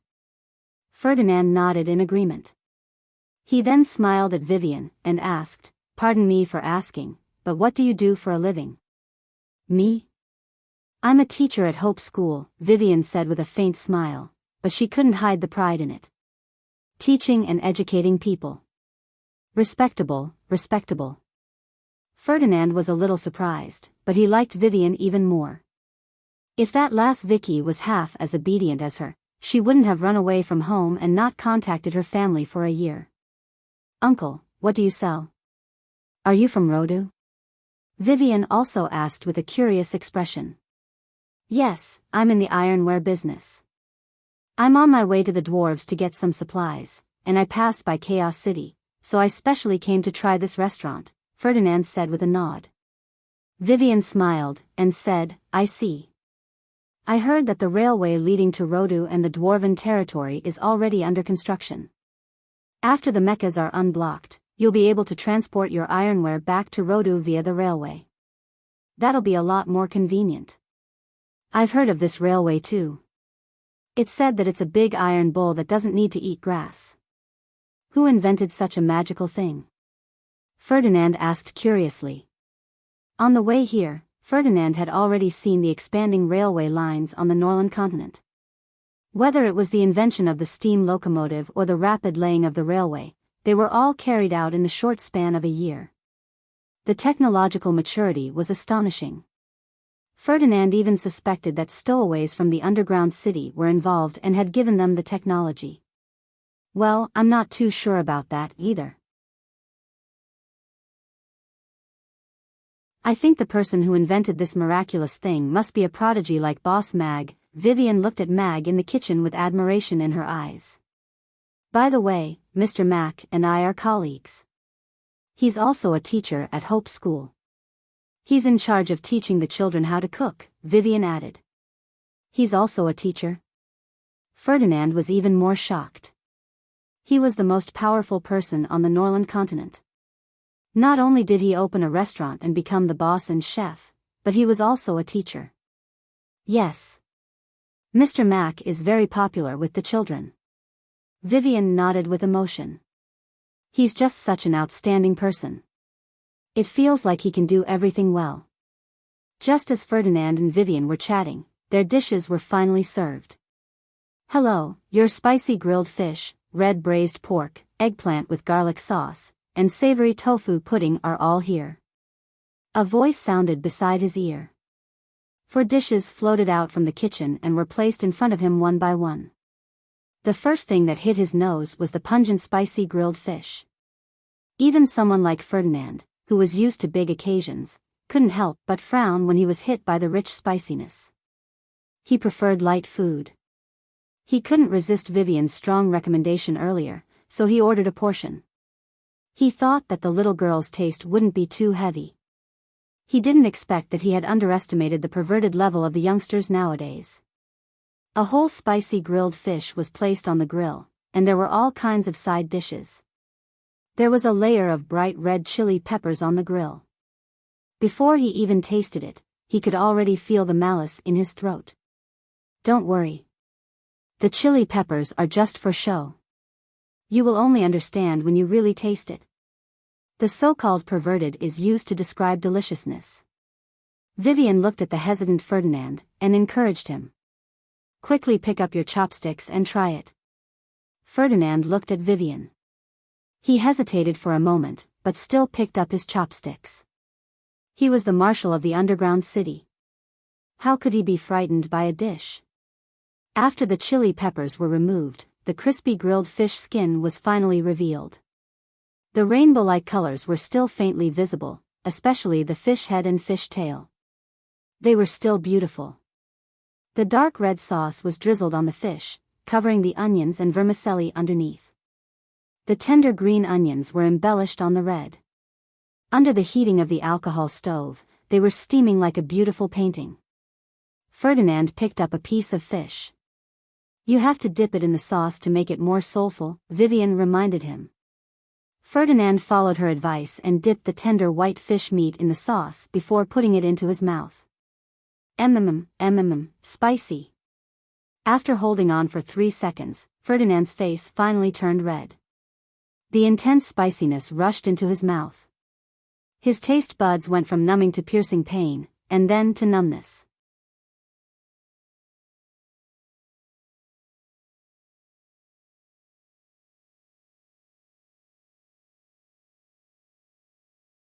Chapter 24:15. In his long life of more than 1,000 years, Ferdinand had seen many geniuses, experienced countless thrilling battles, and eaten many so-called delicacies. However, the grilled fish today still subverted his inherent imagination of food. From the first taste of the insanely spicy taste in his mouth to the deliciousness after getting used to it, he could not help but indulge in the deliciousness. His chopsticks looked for fish and other equally rich side dishes among the chili, and he could not stop eating. I didn't expect there to be someone in this world who can eat the same dish as Miss Vivian. That's an insanely spicy dish. Yes, one bite and you'll sing a song about your chrysanthemum the next day. This insanely spicy grilled fish is exactly what they mean. The surrounding customers looked at the two of them with some admiration. This was a true warrior. After eating more than half of the spicy grilled fish, Ferdinand ate half a bowl of rice to suppress the spicy taste in his mouth. His gaze fell on the red braised pork at the side. He was so focused on the red braised pork that he neglected the other 3 dishes. The red braised pork was served in a black pottery bowl. The cubes of pork were dyed dark red by the thick broth, and the combination of fat and lean meat looked quite tempting. This dish that once appeared in Shishi's diary also attracted Ferdinand's attention. He picked up a piece of red braised pork and put it into his mouth. The soft meat almost melted in his mouth. With a gentle bite, the sweet gravy overflowed from the meat. The lean meat was crisp and tough, dry but not dry. The skin was smooth and sticky, and the bite was vague. It was extremely wonderful. This taste. Ferdinand's eyes lit up. If the spicy grilled fish could be said to be an extreme stimulation to his taste buds and body, then this red braised pork was like a gentle little lady. It was fat but not greasy, and it gently embraced him and comforted him. Of course, one bite was not enough. He picked up another piece of red braised pork and savored it carefully. His daily diet was balanced by a nutritionist. While taking into account the taste, he accurately calculated the nutrition and consumption of each food. In the past 1,000 years, he had indeed lived very healthily. However, at this moment, he suddenly realized that this precision seemed to have erased some things. For example, the taste that made people happy, the taste that made people excited, and the surprise that made people jump for joy. He ate different food every day, but eating was like a step in the process. There were no expectations, and there were no surprises. However, here, whether it was the spicy grilled fish or the red braised pork, they brought him incomparable surprises. In the underground city, thinkers often debated whether all the things brought by technology were good. In the past, Ferdinand had always dismissed such questions. If it was not for the convenience brought by technology, Why would these thinkers who were full of food ask such questions? However, he could not help but think at this moment. The red braised pork along with 2 bowls of rice was soft and sweet, soft and fragrant. He did not feel full no matter how much he ate. SSSSS, S, SSSSS, S, SSSSS, SS, SSSSS, SSS, SSSSS, S's. However, this did not affect its taste at all. As soon as the eggplant entered his mouth, the 4 flavors of sour, spicy, sweet, and salty exploded in his mouth almost at the same time. Each flavor was so prominent, yet they blended together harmoniously, stimulating his taste buds intensely. The soft eggplant almost melted in his mouth. After experiencing a crazy taste feast, his taste buds swallowed it gently. The aftertaste lingered in his mouth, and there was an endless aftertaste. It was a vegetarian dish, but it had a meaty flavor. The flavor was so rich that it almost made him bite his tongue. It was slightly salty, so it was naturally best to go with rice. He only felt a little full after finishing 2 bowls of rice with the eggplants. Vivian, who was still seriously dealing with the spicy grilled fish, could not help but look up at him. She secretly sighed in her heart. This uncle's appetite was even more exaggerated than the orc at the next table. There was only a pile of chili left on the spicy grilled fish, and a bowl of savory tofu pudding was used to finish it off. Ferdinand let out a satisfied burp. It had been a long time since he had experienced the feeling of satisfaction brought by food. This is really interesting. Ferdinand looked up at Meg, who was still busy in the kitchen, and the smile in his eyes deepened. How could there be such a genius in this world? He had already broken through to become a half-step transcendent on the Norland continent, and he could still cook such a good dish? He had also tasted the food on the Norland continent 100 years ago. No matter which species food it was, none of them could compare to the food cooked by Meg. Ferdinand looked at Vivian, who had also just finished her grilled fish, and asked, "Miss Vivian, what time does the restaurant close?" Vivian thought for a while, and said, "I think it's 9 o'clock. "All right, thank you." Ferdinand nodded with a smile. He looked at Vivian, and thought for a while. He then took out an exquisite dagger, and placed it in front of Vivian. "What's this?" Vivian asked curiously as she looked at the simple yet exquisite black dagger. "This is a small token of appreciation for Miss Vivian's recommendation of the grilled fish." Ferdinand stood up with a smile. "Then, let's meet again if fate allows." "Then I'll accept it." "Thank you." Vivian didn't reject it. Ferdinand said that he was in the ironware business, so this small item that he brought with him shouldn't be anything valuable. Ferdinand paid the bill, and left with a plate of red braised pork and rice. It was still early, so he wanted to go to Rodu to visit his granddaughter first. In the kitchen, Meg looked at Ferdinand, who was walking away slowly, through the glass. He was deep in thought. Rodu, Black Cat Opera House. On the brightly lit stage, the opera actors were engrossed in their performance. Their outstanding singing skills made the thousands of audience members present intoxicated, and affected by the plot. In a dark corner, a middle-aged man appeared silently, and observed the performance on the stage. The man was Ferdinand, who had just come out from Amy's. The long distance between Chaos City and Rodu was completely negligible in front of a battleship. Black Cat? Isn't that her online name?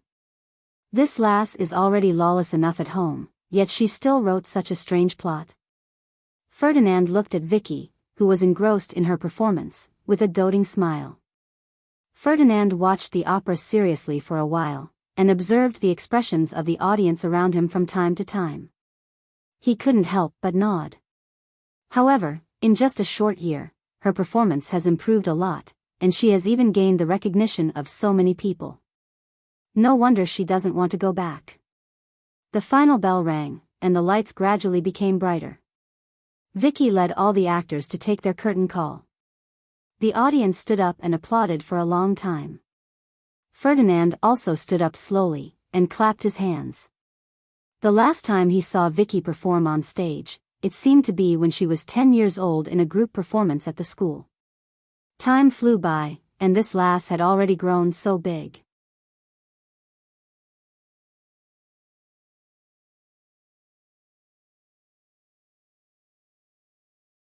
Chapter 24:16.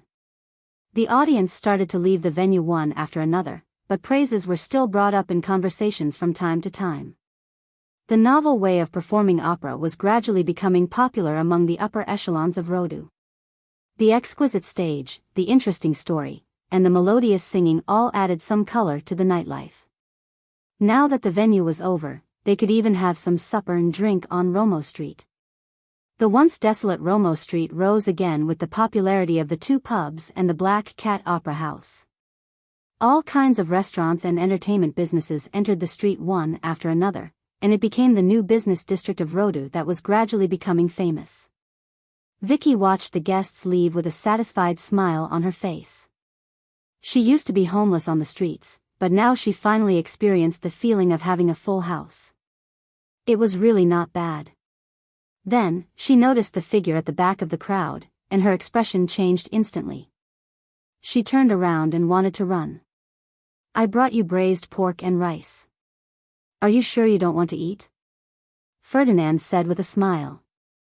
Vicky stopped in her tracks. She turned around awkwardly, and smiled. "Grandpa, why are you here?" The audience had all left the venue, and the actors who were about to get off the stage to rest heard Vicky's words.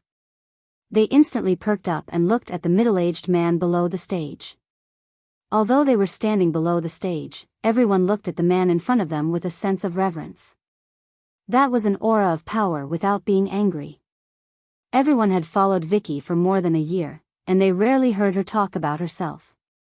However, everyone knew that their leader was different from them. She really came from a rich family, and was most likely the real-life version of Miss Black Cat. They didn't expect her family to come looking for her today. "Leader, we'll go and rest first. You guys have a good chat." The actors left tactfully.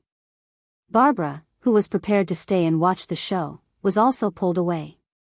Only Ferdinand and Vicky were left in the huge opera house. "Why? Are you not happy that I'm here?" Ferdinand said with a half-smile. "Why would I be? I'm too happy." Vicky had already accepted her fate. She immediately put on a smile and jumped off the stage. She held Ferdinand's hand intimately, and said coquettishly, "I miss Grandpa so much. I don't know how much of your words I can trust now." Ferdinand shook his head, but his eyes were filled with a doting smile. "Of course I'll believe everything. What bad intentions does little Vicky have?" Vicky said matter-of-factly.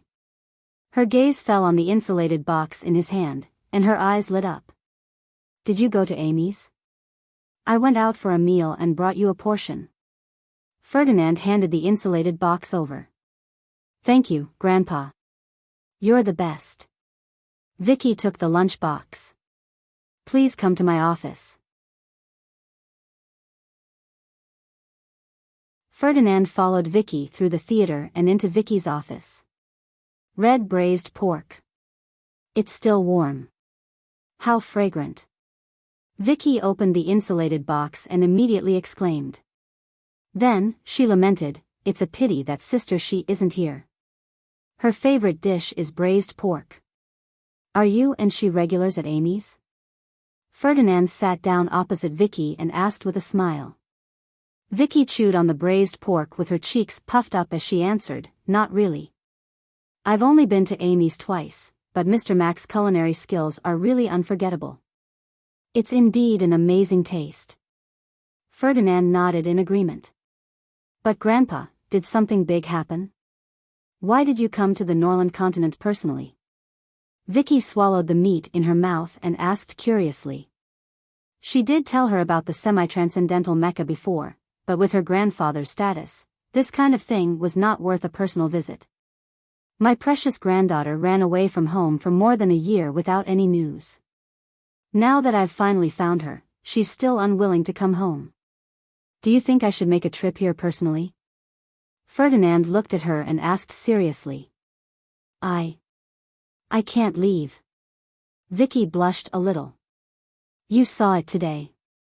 The opera house has just opened, and it's already received so much love from the audience. If I leave, the opera house will close down on the same day, and my troupe members will have to go hungry. Today's performance was really good. Ferdinand nodded his head in appreciation. Vicky was instantly delighted. It was not easy to hear a compliment from her grandfather. Even her father was usually criticized. You didn't come here for that mecha, did you? Vicky asked. She did not believe that her grandfather would make a special trip for her. It seems like she told you a lot of things. You've wronged Sister Shi. This is all information I got from Sister Shi. After all, you said that we should pay attention to current affairs at all times. Vicky quickly took the blame. The mecha is one thing.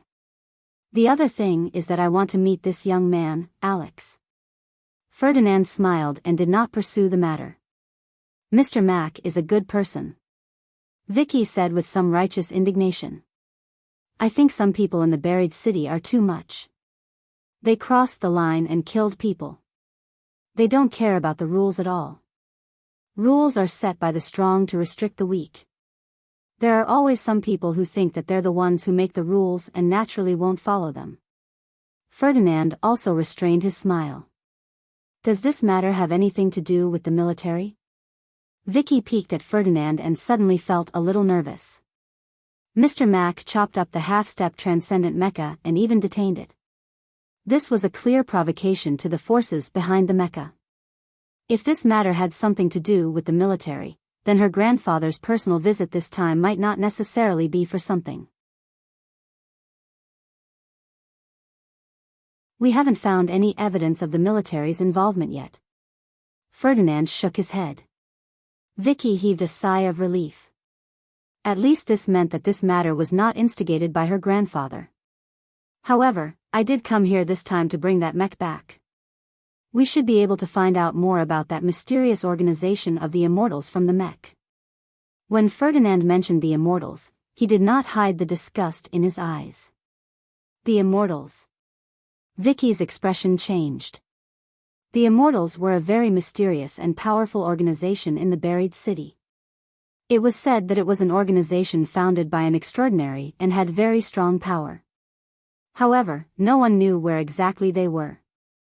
Even the military did not have a half-step transcendent god-level mecha, but it suddenly appeared out of nowhere and crossed the line to kill people. In the dungeon, perhaps only the mysterious organization of the Immortals had such power. I came to the Norland continent this time for another purpose, and that is to bring you back to the buried city. Ferdinand looked at Vicky. It's too dangerous here. You're tuning into the Dreamy Chapters YouTube channel. We're so grateful for your support, and don't forget to subscribe to join us on this incredible journey through captivating stories. Your generosity through donations truly makes a world of difference, as it's the primary source of revenue that allows me to expand and enhance this channel for you. Thank you from the bottom of my heart for being a part of this adventure.